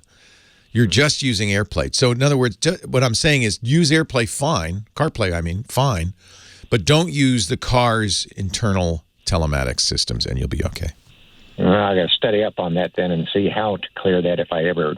Yeah, it's just you go into just like you would on your car, you go into the Bluetooth settings and you forget your device. Oh, the device. Yeah, because what happens is all the GPS waypoints and stuff. But that's the beauty of using CarPlay for this. You're not using the GPS. I can't tell you how many rental cars I've gotten in, and I could see the last 100 places people went in that rental car. Oh, really? Yeah, because they don't wipe the GPS searches. And I can see the last, however many 5 or 6 phones that were paired to the car too. Bob's phone is paired to the car. I can see that. So but you're not using the car's telematics. You're using CarPlay, the Apple thing, which is, I think, going to be much more secure. So that's an argument for that. Okay. Yeah. Well, I'll feel a little better if I rent another car. Yeah. Can I mention something? Sure. About a previous caller, the fellow that was looking for a big TV, and they were older and hard of hearing. Yeah. I'm in the same boat, and I watch closed captioning, and he touched on a few issues that are interesting as well as troubling to me, and I'll just mention this one. I think they should shut down closed captioning program until they can get it right. What happens to you? Well, I see at first when I first started using it, I'd see things that were just funny. They would get Oh, yeah. Well, that's on the live shows. That's on the live shows when there's a human or often a computer trying to transcribe, and those are hysterical. I agree with you. Well, then I watched more and more, and I got more concerned because then you would see times when they would take somebody's thought. You think they editorialize? No, I don't think so. I just think they just blow it. The whole. I agree with you. I think they're doing by far imperfect. Yeah. If you're watching something like The Crown, something that's pre-recorded, well, then they're going to, as you know, the CCs will be fine. But not necessarily. I see shows that have been around. They put them in the can a year ago, and they have a script. They have a script. And they're still bad. People could read, and they still get Well, I'm with you. That's not good, Eric. And I do turn it on from time to time, and I certainly see that with live stuff. But, yeah, you're right. They should fix that. Leo Laporte, the tech guy. That's hysterical. You wouldn't expect that. But it can be funny, right, Ed? I mean, you're watching watching news, and they say, especially for me, because if I'm watching something technical, they never get the technical stuff right. So it's always hysterical. I have seen them take, you've got your left and right politically, and take a person on, you choose your side, and they will say something, and it will sound like they're on the other side. Oh, that's not good. That's a problem. I agree with you. The funny ones, though, I'll tell you the most funny one I can remember off the top of my head. There's been so many of them, but there was on the news. They said a bomb went off in something. The closed captioning said an Obama went off in something. That's pretty bad. Now that I wonder if that's a little maybe the human maybe thought I'd sneak something in a little bit. That's hysterical. Yes. So anyway, I just think I think it's a failed system until they get it right. I think it's dangerous, more dangerous than. I hadn't really thought about that. You're right. Hey, one more thing I'm going to say about the CarPlay. Apparently, there is a setting in CarPlay that says, "Do not copy my contacts over," and you want to definitely make sure that that's turned on. On your phone? Yeah. So one thing that I didn't realize CarPlay can do this. If you're in CarPlay. It will add your contacts to CarPlay. Now, that would be a real problem, obviously. You don't want that. I think I've seen it maybe on the car say, do you want to allow me to access? When you pair, you should say no. Yeah, I think that's right. You say no. Okay. I don't know, I don't know why a car would copy it into its own memory. That seems like that wouldn't be necessary because you're using your phone to make the call. Sure. So I can't imagine why it would do that, but apparently it could. So that's something to be aware of. The whole idea of CarPlay is you're not using the car's own system. You're using your phone, which is a much better solution. Yeah, my wife's car has CarPlay. I'll have to play with it a little bit and see. She's got a Chevy Bolt. On that one. Yeah, my new car, which is coming in a month, will also have CarPlay. I'm very excited about that. Yeah. Well, that's the first rental car I ran into. Isn't it nice, though, when you've got it? Because I didn't have to, be picking up my phone now and then to check my position. It can have you read. It can read texts to you. Can do all sorts of stuff. And because it's Apple, it's for sure designed so that it's not copying stuff into the system to be remembered. Right. I figured Apple probably thought that. Absolutely. That's one good thing about using an iPhone is that's a priority for Apple. They think about that. All right. Hey, I'm so glad. Thank you for the kind words, Ed. I'm so glad you listened. Anytime. I appreciate it. Thank you so much. And if any more Obamas go off, you let me know. I about bent over so tight on that one. That's pretty funny. All right, Ed. Take care. Car alarm. All right. All right. See ya. Bye-bye. Appreciate it. Bye. He's been everywhere, man. Johnny Jet, our traveling guru, and the guy who's going to keep us safe for Thanksgiving. JohnnyJet.com is his website, JohnnyJet.com/newsletter for the newsletter. Make sure you subscribe. The CDC is pleading with Americans, please do not travel for Thanksgiving. Not working. It's not working, is it? I saw a survey that said something like 38% of all Americans plan to travel to a Thanksgiving dinner with more than 10 people. Yeah, we canceled our plans, but I just looked at the TSA numbers. So for yesterday, 975,000 people went through security checkpoints in the U.S. A week before, 881,000. So it's going up. It's gone up almost 100,000. So they're not listening. People are not, or it could be college kids like my nephew. He's actually going home for not only Thanksgiving but for Christmas. That's the worst because they tend to get it in a mild case or no symptoms. But the people they're going home to, like mom and dad, like my father, are going to get sick. I hope they don't invite my dad over for Thanksgiving in Florida. But also the CDC saying that you're not supposed to go to a Thanksgiving dinner if you have not quarantined for 2 weeks prior. No one's going to listen to that, unfortunately. So unfortunately, I think there's going to be a huge rise in tick. Right now, the numbers are up, but they're going to go. The travel numbers are up, but they're going to go down. And actually, historically, they do go down right after Thanksgiving. That's one of the dead weeks. They call it dead week. Same thing as a week after January 1st. That's going to have a little bit more resonance this year than it does normally. It's going to mean something. Yeah, the dead week is going to. I saw one doctor say if you're planning on a big Thanksgiving dinner, you might want to be worried about a small funeral for Christmas. Let's be good, folks. Travel's so wonderful, and Lisa and I both say we're going to really appreciate it when we can do it again. Right. One good thing for Thanksgiving, we wrote a whole bunch of tips and stuff. One of them, you probably talked about it before, but Zoom is giving everyone free Zoom that day. They're taking off the 40-minute limit. Thank you. That's nice. So that helps. We'll be Zooming or I'll be FaceTiming my friends and family. So that's one good thing. But there's a lot of big news this week in travel. One, the 737 has officially been ungrounded in the U.S. I've been reading about this. Would you fly on that thing? I would, and I have, but right now I would think it's the safest plane in the world. But the other aviation bureaus have not approved it. So that kind of maybe I don't think Europe's approved it yet. Canada hasn't. So once they do, for sure, I will do it. I just don't trust the FAA and Boeing right now. Because they were at fault the first time around. Totally. They were in cahoots. You cannot be in cahoots. They cannot have the same. No cahoots allowed. Yeah, and no cooties. But that's so. But I do think it's got to be safe. I mean, it's been 18 months and it's so many different regulations. But I'm waiting for the other aviation's agencies to approve them. Once they do, it's definitely good to go. But more good news. Delta is they said March 6th now. I think March 1st. They're going to block the middle seat until then. So, and also American Airlines and United have waived international change fees before they did domestic. So, I mean, it didn't make sense. They didn't do international because that's where most people are really nervous about booking tickets to. So that's good news for consumers. You can cancel if for some reason you don't feel like you want to go on your Thanksgiving trip next week. You can cancel. You won't lose the value of your ticket.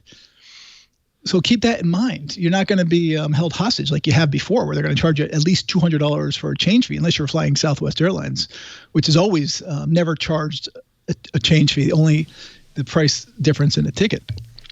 All right. So that's good news. There are some good news. Yes, absolutely. But there are some bad news too.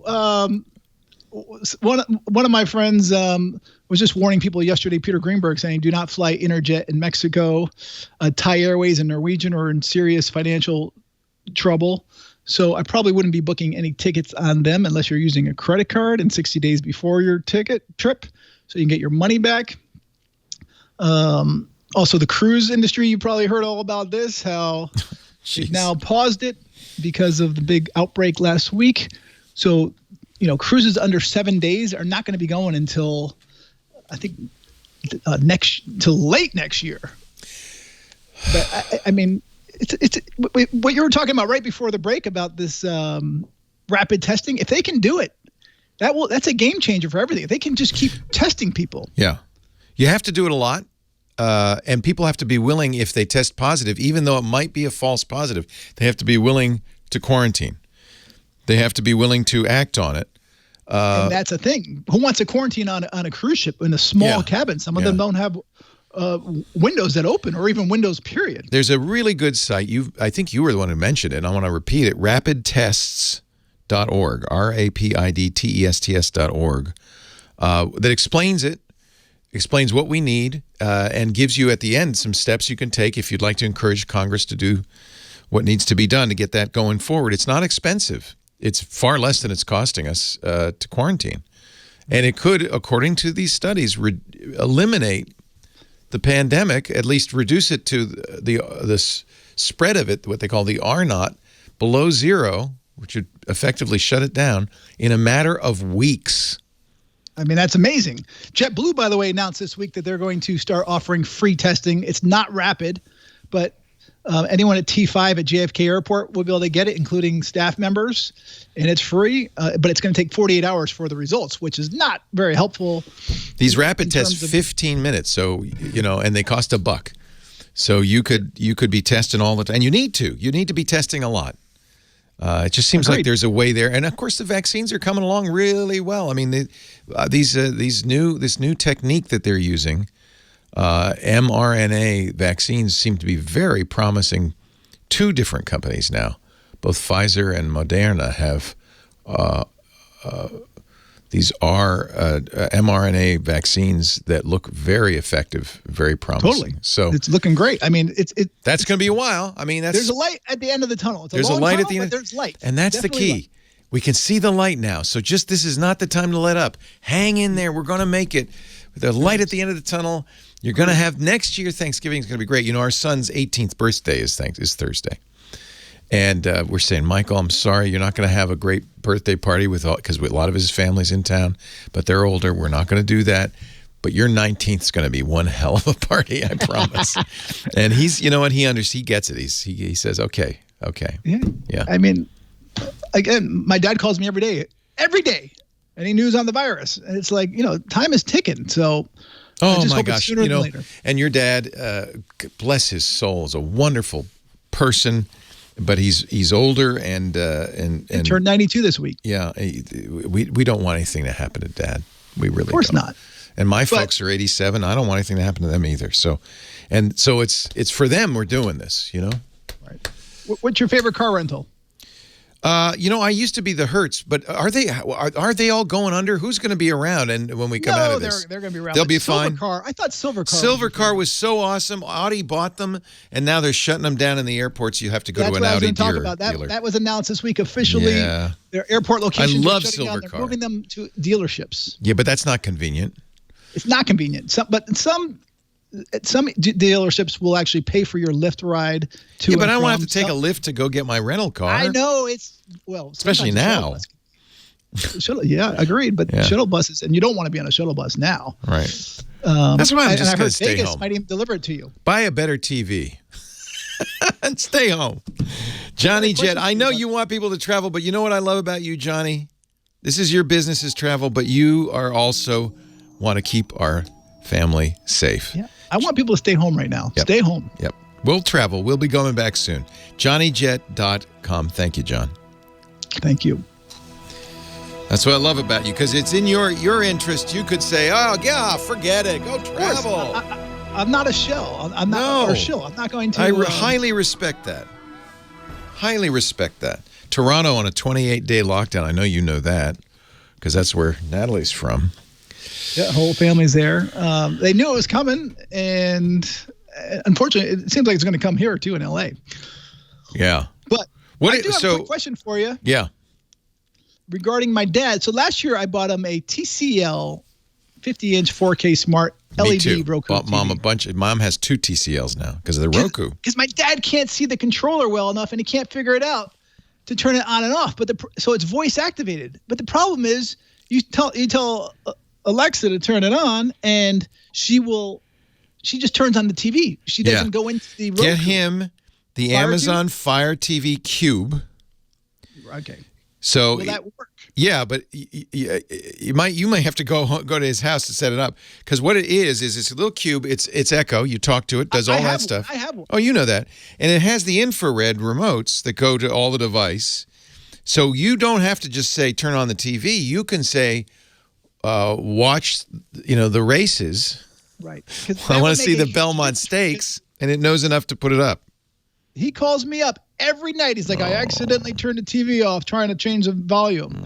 And he can't figure out how to turn it on. He's like, I got to go to bed early. He goes, it's 7:00. I'm going to bed. I can't read. Poor His guy. eyes are not good enough to read. Oh, man. He should just do what my mom does, just leave it on. That's what I told him. He said, leave it on. He has a caretaker come in twice a day to give him his meds. Leave it on. Yeah. And he still figures out a way to turn it off. Drives me nuts. Oh, I love your dad so much. Oh, man. So you think the Fire TV Cube will work? Well, you can say turn it on again, which is nice. You have one, so you know what it'll do. Right.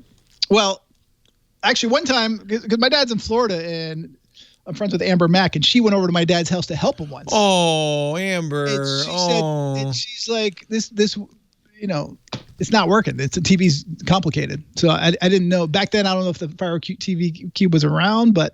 The Cube would help. She'd still have to go. She goes there every winter, so she'd probably be down there. Actually, I don't know if she's going to do that this year. No, I don't think she's going this year. No. She's stuck.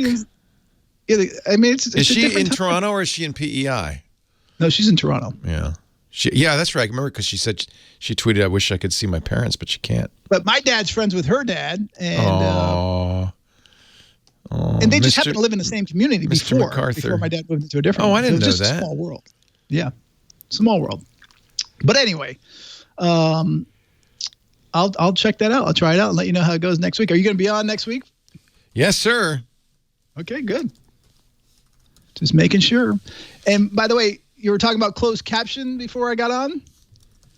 A tip for anyone who has little kids who have just learned how to read, you mute the TV for a half hour and just put closed caption on, as long as it's not live TV, and they can read the dialogue. So, it forces them to read. Oh, that's a good idea. Does it work? Does Jack look at it and read along? Jack can't read yet. Oh. He's just turned 4, but my friends do it. And Jack's going to be reading sooner than you think, my friend. Well, the kid is smarter than I am, believe it or not.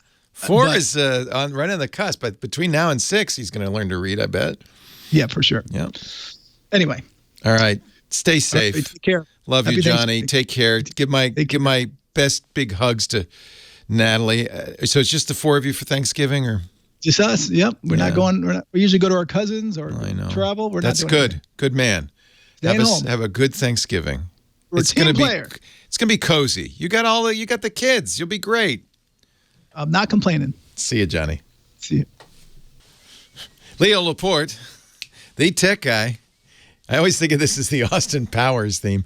8888 Ask Leo, the phone number. It's not an Austin Powers, though. It is. Tell me who it is, Professor Laura.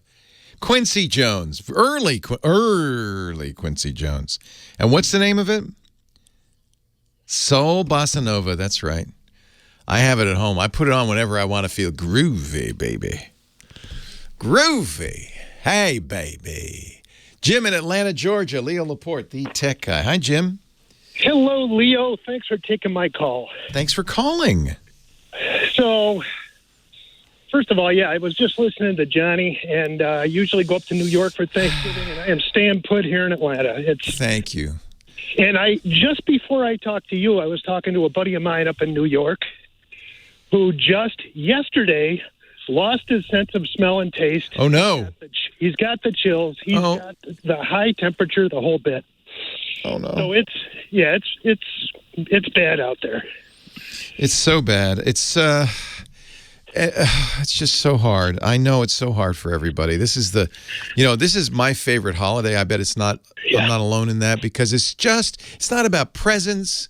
It's just about being with your family and fighting with them and watching the football game and getting a little tipsy and then taking a nap. It's the best holiday ever. Exactly. I just love Thanksgiving. I know we all do, and I know this is such a loss, but we gotta hang in there because we want everybody to be back for next Thanksgiving. That's all I'm saying. Absolutely. Yeah. So here's the deal. I have essentially a brand new iMac Pro. I bought it last year, 10-core the 64X graphics card on it, right? Same. I have the same one. I love it. Isn't that great? Love it. It's extremely fast. The Yep. fan never comes on No, unless it's I'm beautiful. doing After Effects. So it's a very powerful machine. Yeah, and I'm glad to hear you use After Effects because it's really overpowered for just normal use. But if you're doing video editing or graphics like you're doing, it makes a big difference.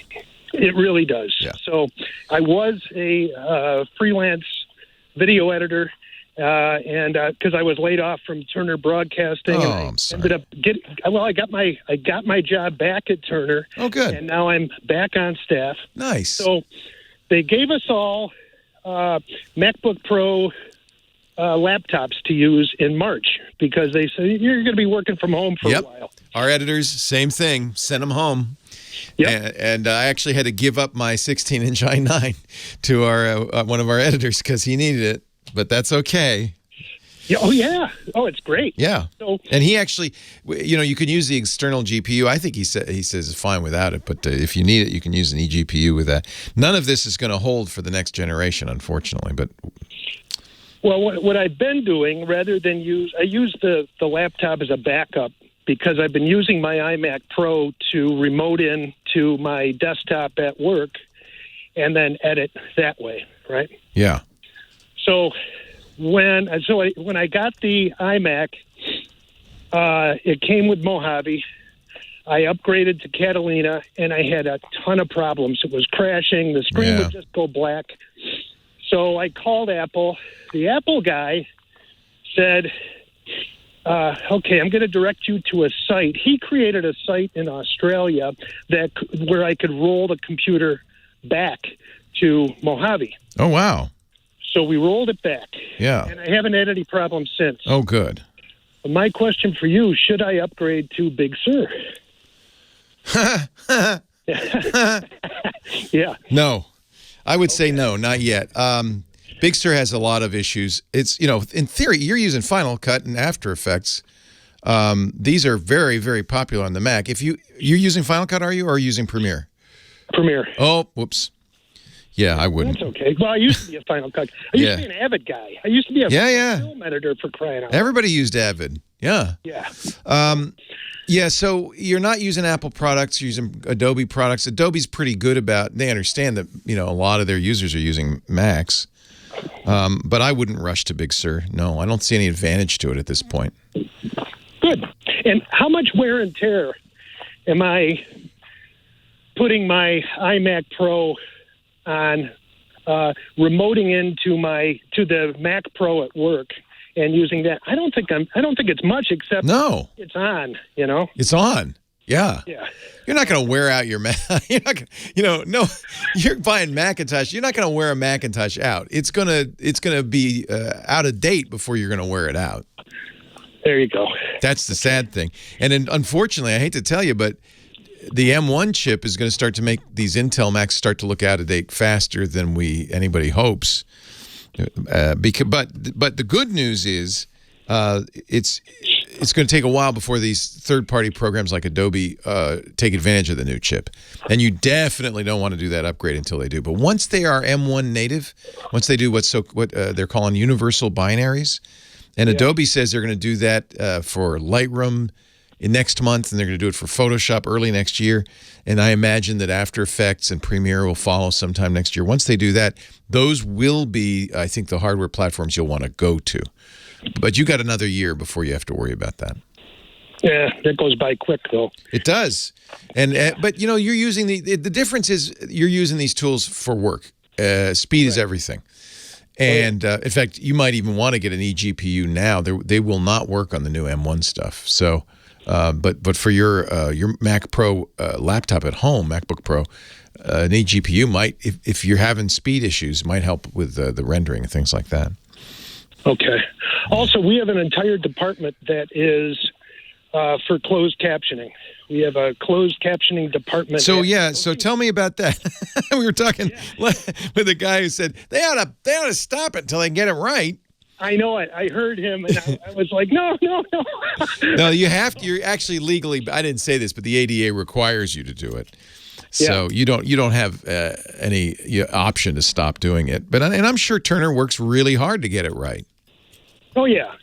So yeah, and so all of the networks come through my department.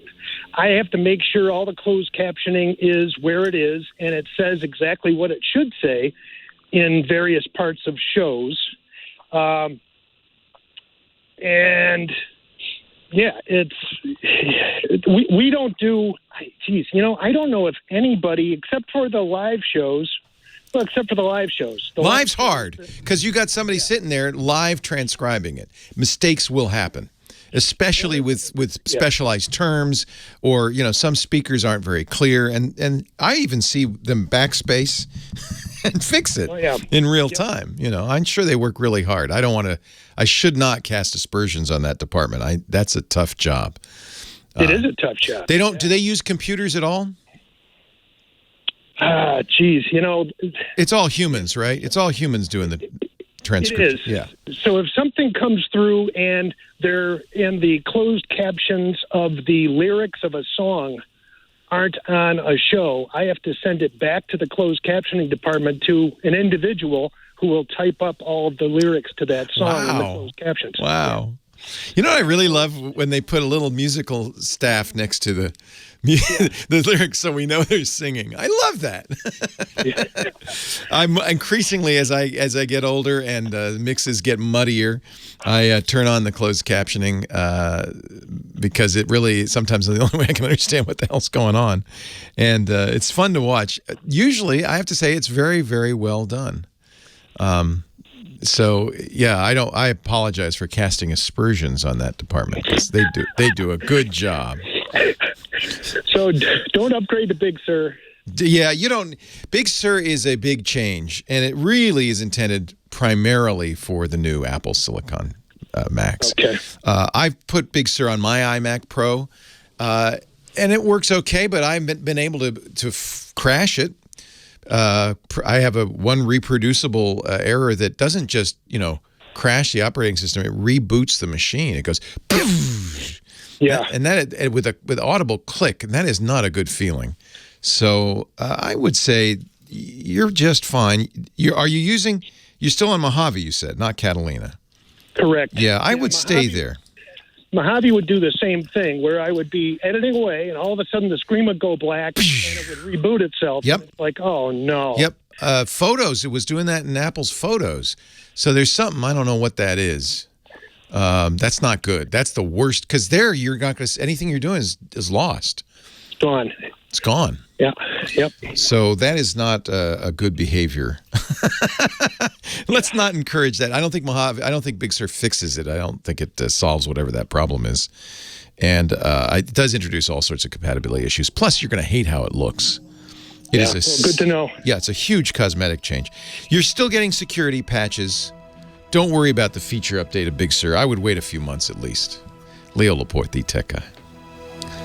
Pleasure talking to you, though. I'm glad you're still hanging out there, and you don't go in though, huh? You're doing all your editing at home. That's interesting. Everything's from home. So do you do EDLs, or you're not using the?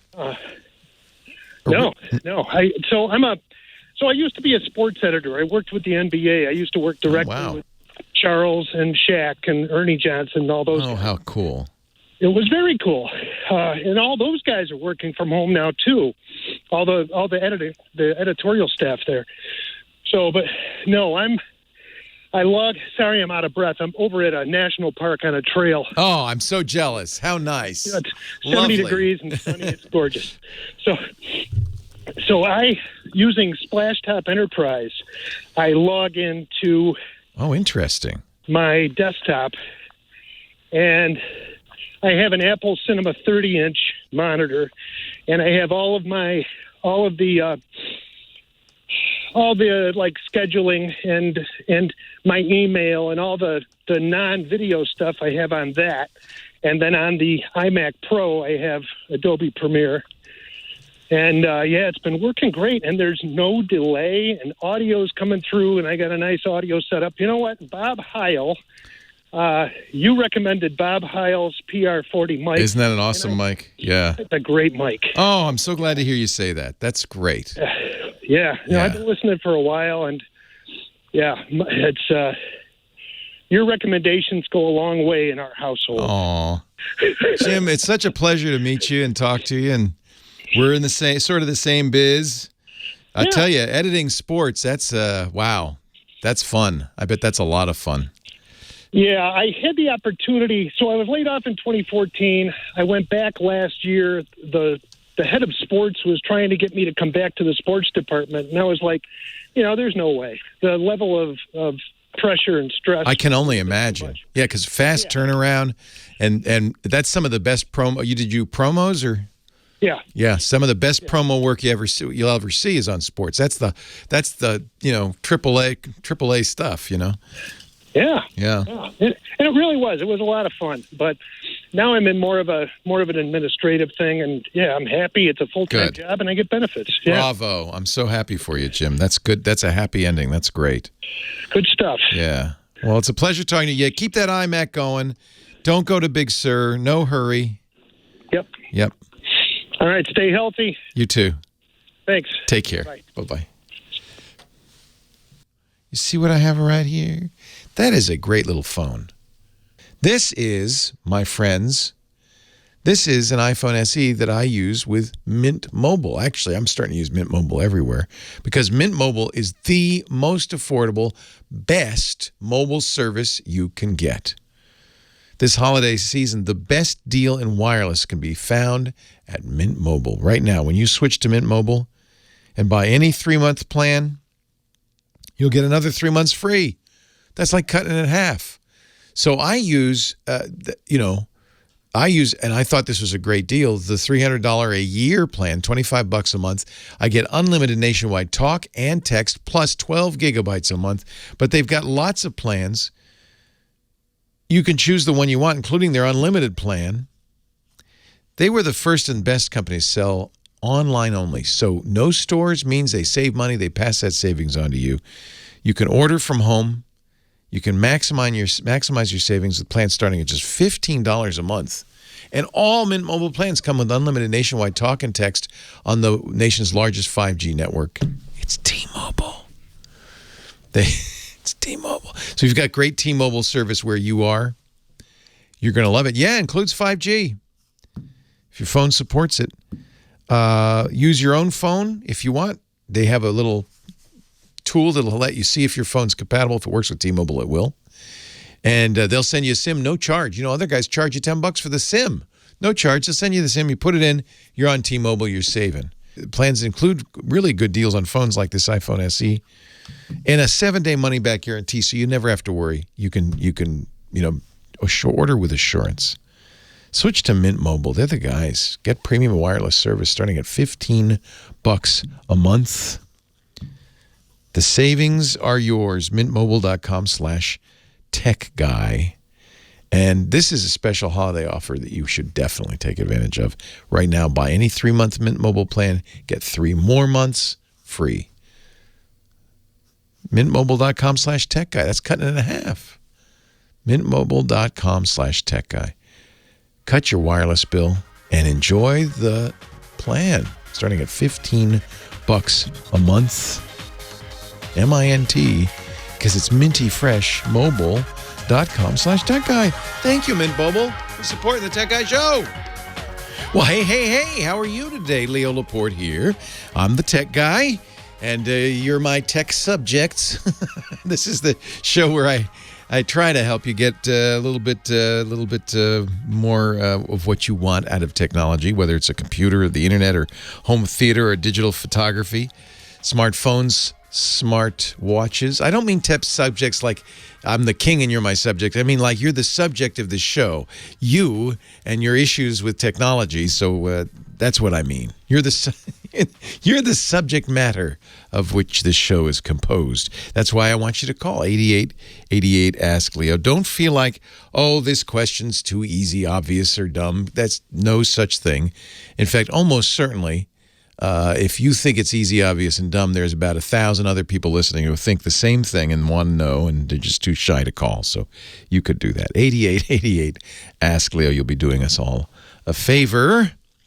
Let's see. I think we can continue on with the calls. In Covina, Alex is next on the line. Hi, Alex. Hey, Leo. I actually called last week. I was the guy who saw your show when I was like 12 and stuff. Yeah. Hey. Hey. Okay. So I did get the PS4 controller to work. Oh, good. But then it drops out. So I just settled. I'm like, okay, whatever. I'm just gonna leave it be. But I have another major problem. Oh no. Okay.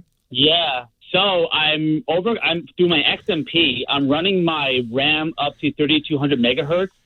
The type of RAM that are you overclocking the RAM? Well, it's I'm bringing it up to 3200 megahertz because that's what the manufacturer said I could run it up to. Okay, but it's not the normal clock speed. I think the normal clock speed I think the normal clock speed is supposed to be 3200 Oh, okay. megahertz. Yeah, that's a common speed for RAM. Okay. Is DDR4? Yes. All right. Yeah, so anyways, the reason why I'm calling is because when I was playing Doom Eternal, that's a game I played, by the way, best Doom ever. Best Doom ever. You know, I'm old enough, I actually played Doom when it came out. I still play that. It's a lovely game. Yeah, I kind of dream I played it so much, it's kind of in my mind. It's a good game. All right, so I have to try the new Doom. It's too realistic for me. It's too scary now. So did you say you got Corsair? I can't remember whose RAM you bought when you bought it. Corsair, yeah, I bought the Corsair Vengeance Pro. That's good RAM. Yeah. Fantastic RAM. So that's 3200 RAM. If you ran it at 3600, you'd be overclocking it. So what's Yeah. So what's going on with it? Well, I noticed that the game would crash. Every 10 minutes. Other games didn't have a problem, but that one did. So what I did was I downloaded this program called Memtest 86. Oh, my. That's still around. Wow. It is still around. Wow. So every time I run it at the 3200 megahertz, within 10 minutes, I would end up with a bunch of errors, memory failures. Okay. Yeah. Okay. So it's either overheating or it's defective. The good thing is Corsair should be stand behind it, especially since you just got it. But is it well cooled? Do you have you said you I can't remember, were you doing air cooling or liquid cooling? I'm doing air cooling. Okay. And you looked at do the temperatures now. I'm sure you have a CPU temperature monitor, right? Actually, I haven't been looking at the temperatures, but when I do take out the RAM after testing, it'll feel pretty warm. Darn hot, isn't it? Yeah. Get a CPU, get a temperature monitoring program. Most motherboards have sensors for the RAM. So you can see if the RAM is getting too hot. The fact that it fails after 10 minutes, I think sounds to me like perhaps it's overheating. Now they're saying that it's not unusual to see errors if it doesn't crash, but it is crashing, just not crashing Memtest, right? No, it's not crashing Memtest, and I'm able to use the computer just fine for a lot of other stuff, even for Ableton and stuff like that. Yeah, but it may not actually be. You may have one bad chip or one bad stick, and it isn't hitting it until you have those giant Doom Eternal textures loaded in, and then suddenly it's hitting it, or something like, I don't know. I'm making it up, but it's not unusual that something that really taxes it would cause it to crash. You were smart to try the Memtest.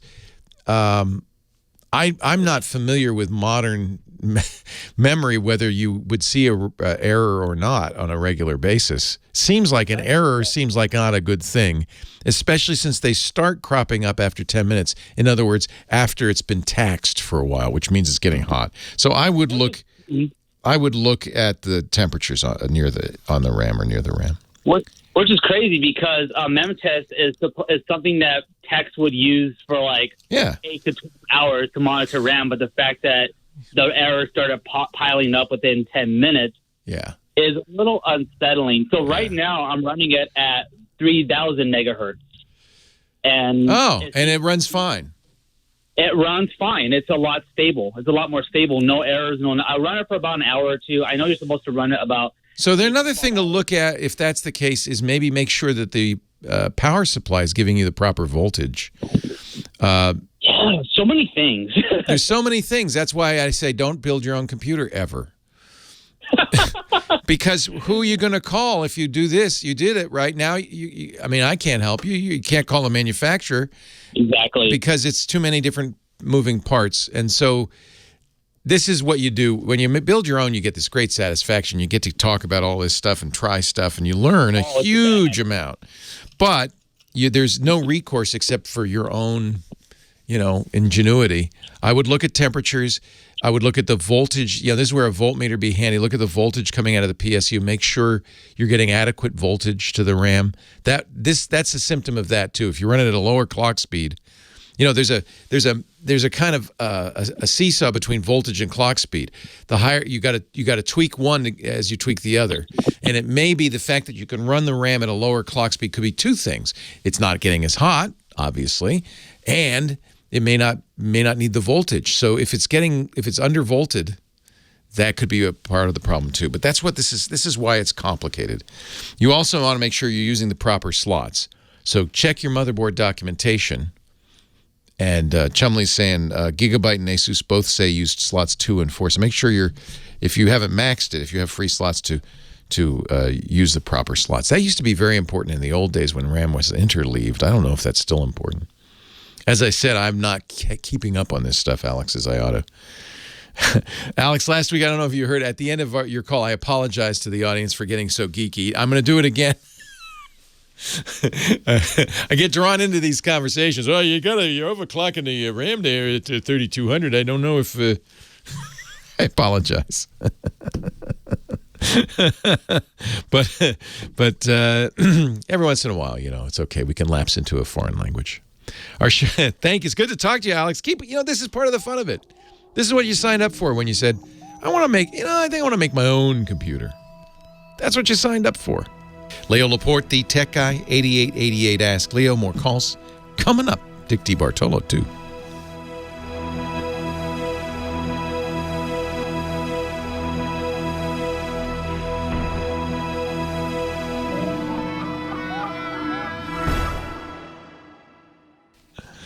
A murder mystery and a song. What do you think? Leo Laporte, the tech guy. He's a smooth criminal.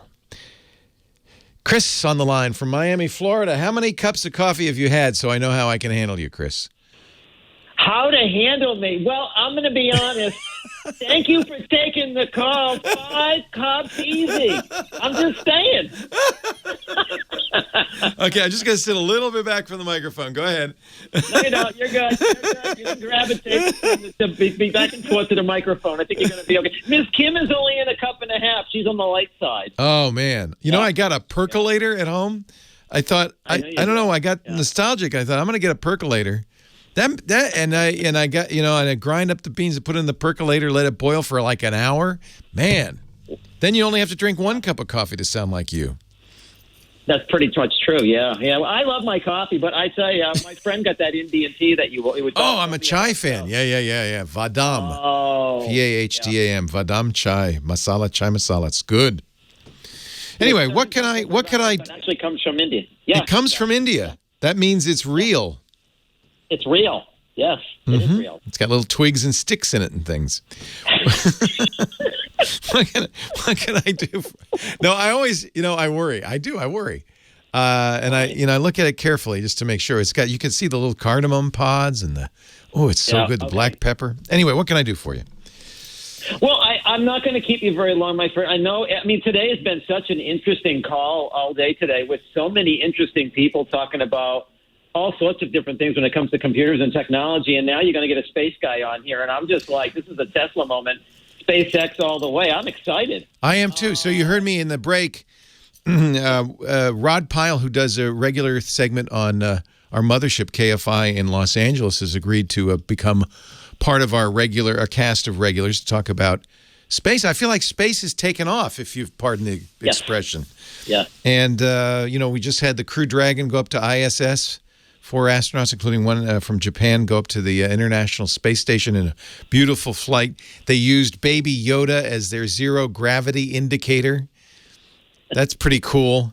So I think there's a lot to talk about. Space, SpaceX Starlink to put internet all around the globe. That's interesting. I mean, there's going to be a lot to talk about. So I'm looking forward to getting Rod on as soon as we can.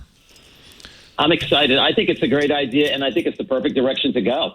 Yeah. Especially if you're going to start talking about Starlink. I was thinking about getting it, but it's a little beyond me right now because, I'm looking to get a new iPad. I'm looking to get the Pro 11, and, I'm going to do all the bells and whistles.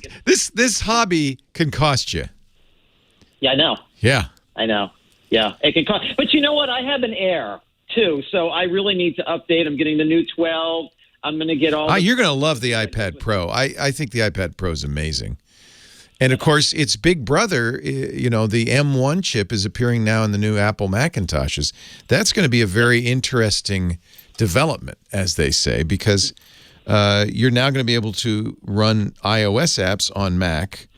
And I suspect more Macintosh apps will be available on iOS as well. It's going to be, if you're a developer, why not make it work on everything? So I agree. Yeah, it's going to be interesting. Well, I watch a lot of you. Well, I got you on 24 hours a day anyways, but I also listen to a lot of Rene Ritchie. I mean, this guy is just He's our Mac guy. Yeah, he's really good. Yeah. If you're interested in what's going on in the Apple world, which maybe is not as interesting as the space world, but there's stuff to talk about. We have 2 shows on our podcast network, MacBreak Weekly and iOS Today. And I think those are both, you'll find them both at TWiT.tv. I think they're both, 2-hour-long weekly shows about Apple stuff. So that's a lot of Apple. I watch all of it. Thank you, Chris. I'm all the way in. Thank you, Chris. I support you 400%. It's because you don't sleep. It's because you can't sleep. You're wide awake. You got plenty of time. Chris, it says you want to know if you should wait till new iPads come out. Is that what you're curious about? Well, I mean, really, should I? I mean, I know I don't have much time here because I know you're running out of time. It's almost the end of the day. But I mean, thank you for having me on. I think that's a legit question. As you know, I never get any information. No one does information ahead of time from Apple about what they're going to do. But there is. They just released the new iPad Air. I would look at that.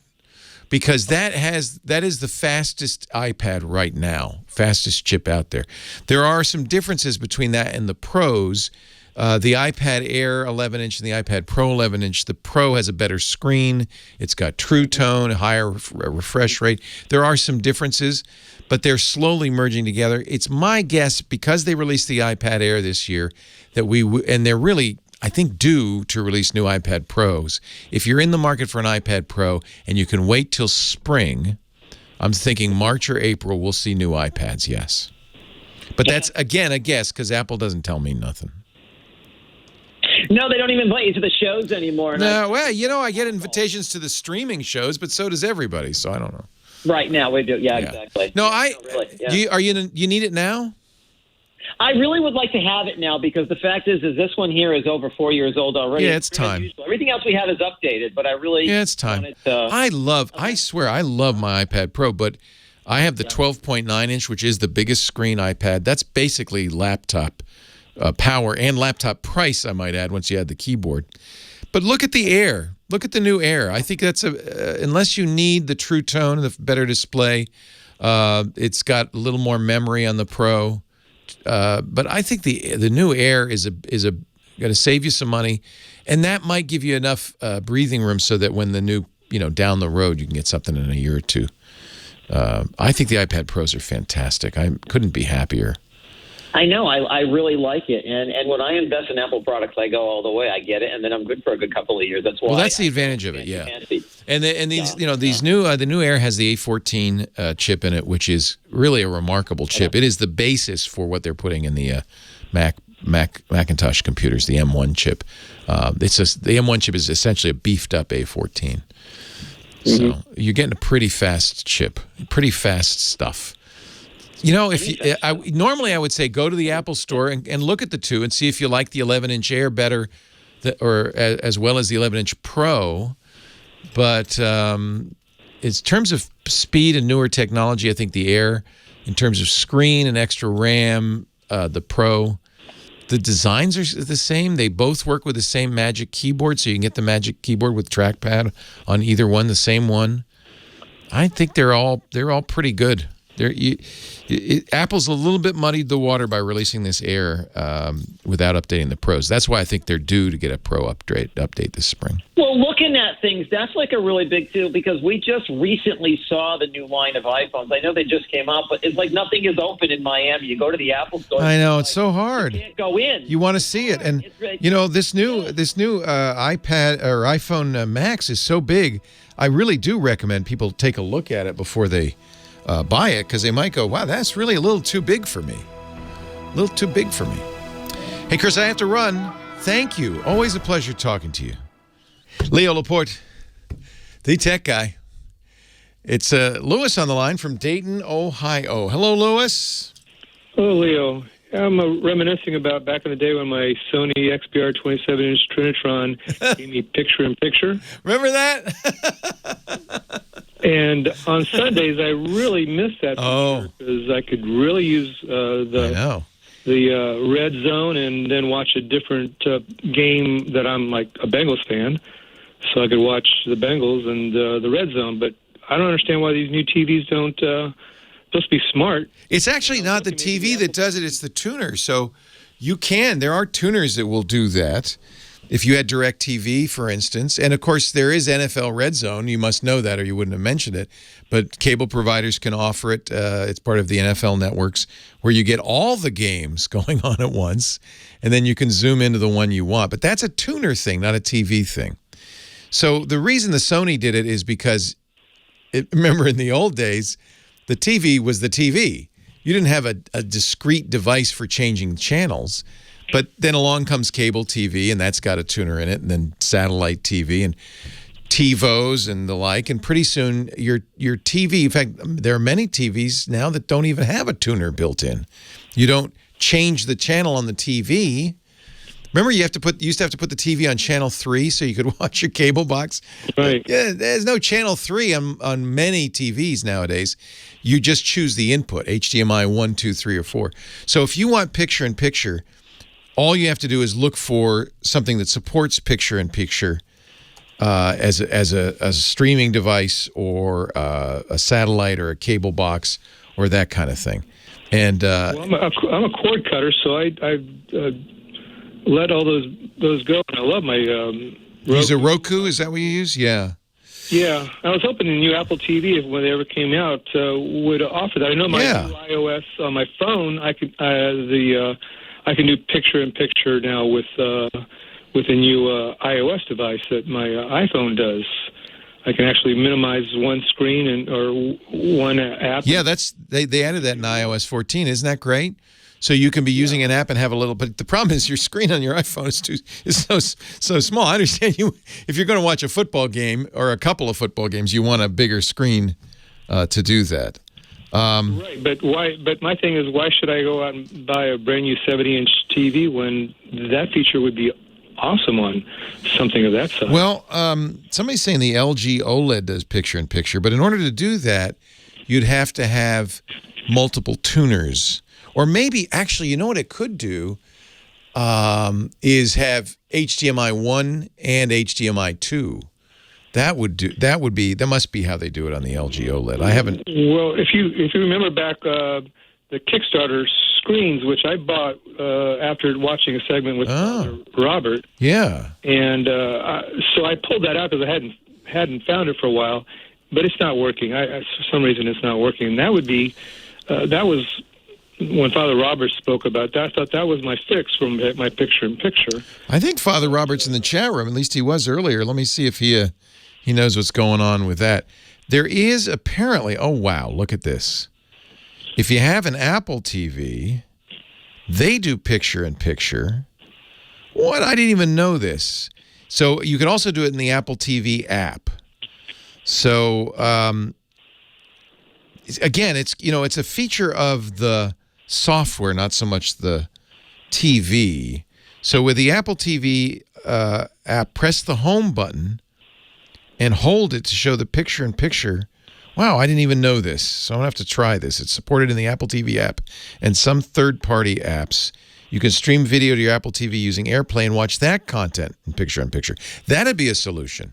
If you have, the NFL and Verizon has NFL on the Verizon phones, you could stream it from using AirPlay from your phone to a picture-in-picture on your TV. So swipe up on the touch service to highlight, and then tick the touch. So there is a picture-in-picture icon when you swipe up. I've seen that icon. I didn't know that's what it was. What? In other words, it's now in the Sony days, it was hardware in the TV. Nowadays, they don't need any hardware. It's just what signal the TV's getting. And since the TV's getting signal from a variety of devices, if the device supports PIP, then the TV will play it that way. I get what you said. You're using Roku. I wonder if Roku has PIP capabilities. Let me look real quickly. Yeah, no, it's one of.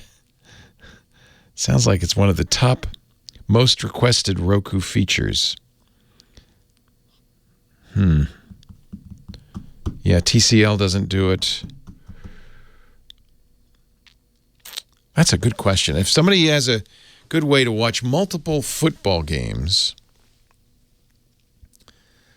on the screen, what kind of which TV do you have? I've got a 2016 Sony 65-inch. Right. I'm just waiting. I've been waiting for this picture-in-picture feature to be on some of these. See, they're not going to. In order to do that in TV, they'd have to build in multiple tuners.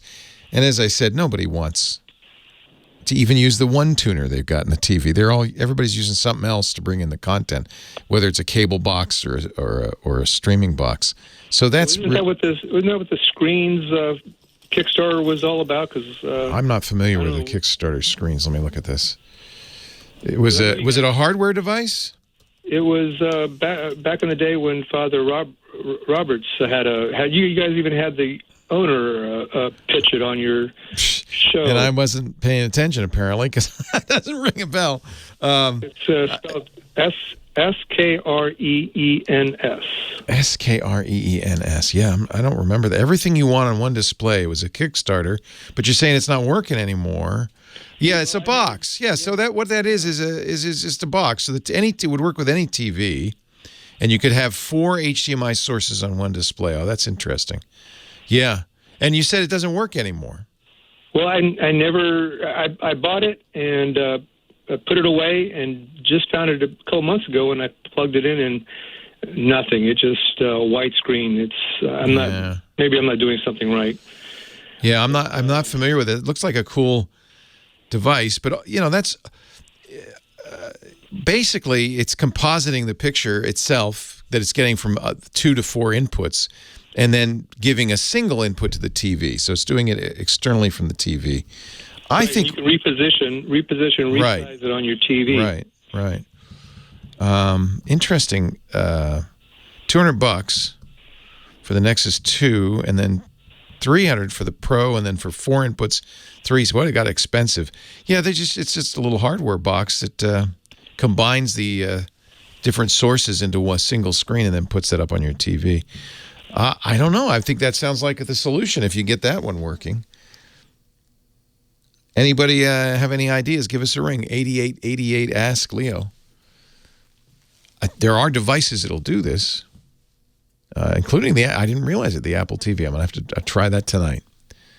Deborah is on the line from Mojave, California. The city named after a Mac operating system. How exciting is that? Or vice versa. Or vice versa? Oh, yeah, maybe. Yeah. Could be. Thank you for taking my call, yeah. I had a quick question about photo storage. Okay. Hammacher Schlemmer and Sharper Image both offer a thumb drive called Photo Vault. Yeah, you don't need that. Those are overpriced. The hardware itself is, $10 thumb drive, and then they put some software on it. Even though Google Photos says they're going to start charging in June, anything you upload to Google Photos now will stay free forever. If you have Amazon Prime, you can do that in the cloud. Or you could just get a hard drive and put it on a hard drive and get the same benefit. Leo Laporte, the tech guy. I'm not crazy about getting these Hammacher Schlemmer device. It's kind of gimmicky, is what I'm saying, I guess, Deborah. Dell Inspiron i5 7000 laptop. Yeah. So what is? So do you have the photos on the laptop now? No, they're on my phone. You want to get them off your phone and get them onto your laptop? Yeah. Yeah. You don't use a third. So you'd be using it like a ferry boat, right? Right. you put it in the phone. Everything gets copied over. You copy it. You don't need to do that. Okay. What kind of phone do you have? You said iPhone. Oh, it's an old LG. LG. Uh-huh. Okay. So, and you're a Windows machine, your Inspiron. So you can connect your LG to your computer directly. Okay. Eliminating this, ferry boat. Just plug it in directly and copy the files off of it. To do that, you need a program. Let's see. Actually, I think on Windows you don't even need the program. You could just take the Android phone and put it in. It would mount as a hard drive. When you plug it in to the USB port on your computer, the phone will say, "Oh, how do you want to use this? Do you want to use? Should I act like a camera or should I act like a storage device?" And then you use it as a storage device, which is MSC versus MTP, mass storage class. And then what'll happen is your phone will show up as a hard drive on your computer, and you can open it. Now, the only hard part about this is you got to navigate through kind of an obscure file folders directories thing to find the folder that has your photos. It's usually called DCIM. Okay, right. Yeah, and it'll be, I'm not sure how LG organizes it, but usually it's in the Android data folder. But you can just browse around in there, or even search for a photo name, and you'll find the folder where all the photos are. And then just like a disk on your computer, you drag them over to your computer. Okay, cool. I'll do it. You don't need to buy anything fancy. Okay, that's good. I'll spend $100 otherwise. I saved you some money, Deborah. You did, sir. Thank you so much. My pleasure. Yeah, just mount it as a hard drive, the media device, MSC, and you can browse around. Take care. Leo Laporte, the tech guy. I'm attempting to get up, but I promise you I will not boogie. Oh, all right. Here he is, ladies and gentlemen. He's happy to be boogieing. Mr. Dick DeBartolo. They call him Mad's Maddest Writer, but he's also my personal gizmo wizard, or GizWiz for short. Hello, Dickie D. Leo, how you doing, pal? I am very well. How are you? Oh, I'm very good too. Wow, you really sound up. Something exciting happened? Yeah, I'm getting a new Mac. I can practically see it from here. Mac and cheese would be even better. I can practically see it from here. It's at the UPS facility, which is about a block away. But and they're closed? Yeah, it's so frustrating. So I ordered that new Mac based on the Apple chip, the M1 chip. And it comes from China, and I'm watching its progress in the UPS tracking box. First it's in Shanghai, then it's in Incheon in South Korea, then it's in Anchorage, Alaska. And I'm watching it, and they say, first they say, it's going to come Tuesday. Then they say it's going to come Monday. Then they said it's going to come Friday. Then they said, no, it's going to come Tuesday. And now they say it's going to come Monday, but I'm looking where it is. It says Petaluma, California, USA. It's at the depot. They just I guess they don't do deliveries on Saturdays. I should just drive over there. Do they? UPS does? Yeah, really? They come around? They started about a year ago. Little brown truck, guy in shorts. Yeah, absolutely. I got your Mac. Right. So what do you have something for me? You got a special delivery of a gizmo. I do. Well, this is, I think, year 18 of the holiday tradition of ugly Christmas sweaters. Oh, man, is it? Are you wearing one right now? I am. The thing is, I don't think it's ugly. I think it's great, but it has one giant drawback. Okay, so it's from Digital Duds, and it's called the Fireplace Ugly Christmas Sweater. For years, I thought I was the digital dud, but okay. No, duds. Duds. Like clothes. I see. Like clothes. Yes, exactly. All right, but at the bottom of this sweater, there is a place for an actual fire. What? Which is actually your cell phone that fits inside. Oh, that's so clever. So it's flickering. It's flickering. moving. Okay. However, there's a huge drawback to it. I got it. I was so excited. It took me 3 phones before I found one small enough to fit in the fireplace. They obviously knitted this years ago when phones were That's smaller. exactly right. Okay. The Galaxy S5 is the only thing I have that can fit in there. And the Galaxy S5 is a little less than 3 inches by 5.5 inches. So you need an older phone in order to have your fireplace work. This was such a good idea. It's very clever. Yeah. And I paid $30 and I'm looking on Amazon now, and now it's $25. So what do you have in your pouch there? Then if it's not a I have the Galaxy S5. So you do have a phone. Let me see. Let me see. Stand up. Oh, you know what? I don't have it on now because just go to my website. Yeah, because I see I it knew on the you were going website. to ask. Yeah. And what happened is I didn't turn my fireplace off last night. and I just took It the ran sweater all out, night. It and was my cozy. My fire's dead. It's embers. Oh. But you know, when it was working, it was pretty cool. It's pretty. It's like you got a little neat. Yule log in your fanny pack. Yeah, exactly. I did it on Gizwiz, and I said, Chet, I can't do it. I said, I ate chili, and I feel like my stomach's on fire. Well, you could put other things in there. You don't have to do a Yule log. No, you can do whatever you bring up on your phone. And if you want an ugly one, they also sell it in pink, which doesn't look very holiday. Red is very much more festive. Yeah. I think we are doing ugly sweaters this year for Thanksgiving or Christmas. I know my son, Michael, the 18-year-old, is unaccountably a fan of the Green Bay Packers. So he will be wearing an ugly Green Bay Packers sweater. But I think his mother and I will wear ugly 49ers sweaters, and then we can get in a fist fight. If only I could have the game in my fanny pack there. That would be really good. Yeah, that'd be perfect. Be really good. Perfect. Yeah. And when the fire's not on, I just walk around with the TWiT network on. Yeah, put our podcast there. What is that in your stomach? Oh, it's Leo. Yeah, it's Leo. That's hysterical. So if you want to see this in action, go to Dick's website, gizwiz.biz.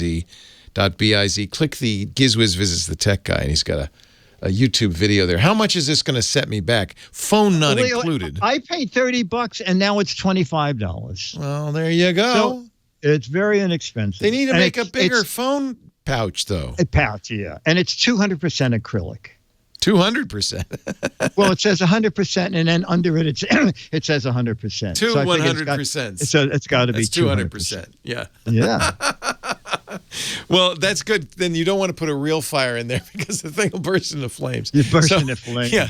You know, that would be a bad use for that sweater. Oh, that's cool. That's cool. What are you planning for Thanksgiving? I know you're famous for your pineapple upside down cake. We'll probably do that. And, we're like everybody else. We're just staying home. Yeah, you're in New York City. You don't want to have a... yeah. But you used to do that freelance writers Yes, we did. Yeah. And that was cut short with people dying. That happens, yeah. Yes. You know, when you have a group that's been meeting for 40 years, it thins out. I'm sad, though, because that's such a great tradition that you would all get together for 40 years. All freelancers, yes. All freelancers. Yeah. So you didn't have an office. You didn't have a office to go to.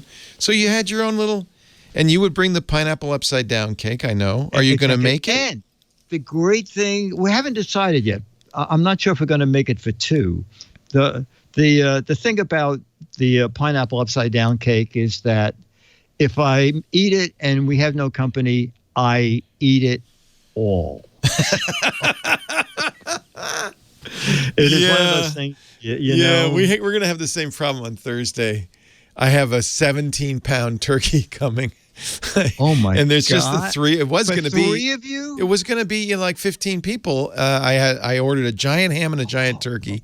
The ham, fortunately, that's in the freezer, so that's all right. We'll have that for Christmas. The ham is on the radio. Yeah, that too. And then I don't know if you mean you or me, Dick. And then one of us is a ham and one of us is a turkey. You get to pick. Anyway, it's going to be, it'll be interesting, but we're going to make, because it's Michael's 18th birthday, we're going to make a chocolate cake. Now we're going to do cupcakes, and we're going to drive them around to family members, and wave at them as we pass it through the slot in the mail slot. Okay. Yeah. Okay. So it's too bad, but you know what? It's just this year. It's going to be okay. Yeah, absolutely. Yeah. All will be well for 2020. Hang in there. And is the Macy's parade off? What are they going to do for Thanksgiving? The Macy's parade takes place in front of Macy's, and no one will be there. They're just doing acts. It's a one-block parade. Exactly. But do they have the balloons? They're going to have some balloons, and I think they're going to roll in footage of past parades. So basically, it's a rerun. It's a rerun. Exactly. Well, the Broadway acts will be live in front of Macy's. So but they warn people, don't go there. It's the Herald Square Macy's, right? Is that where it is? Yeah, exactly, exactly.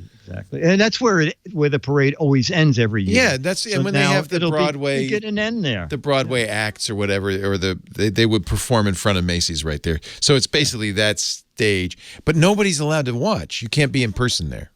No. Wow. They don't want crowds. Wow. Dick, have a wonderful Thanksgiving. I will see you next week. All right. Stay safe. I'm thankful for you and the network. I'm thankful for you too. Okay. All right. Take care, okay, Dick. bye. All right. GizWiz, GIZWIZ.biz. Well, that's it for the Tech Guy Show for today. Thank you so much for being here. And don't forget, TWiT, TWiT. It stands for This Week in Tech, and you'll find it at twit.tv, including the podcasts for this show. We talk about Windows on Windows Weekly, Macintosh on MacBreak Weekly, iPads, iPhones, Apple Watches on iOS Today, security on Security Now. I mean, I can go on and on and on. And, of course, the big show every Sunday afternoon, This Week in Tech. You'll find it all at twit.tv. And I'll be back next week with another great Tech Guys show. Thanks for joining me. We'll see you next time.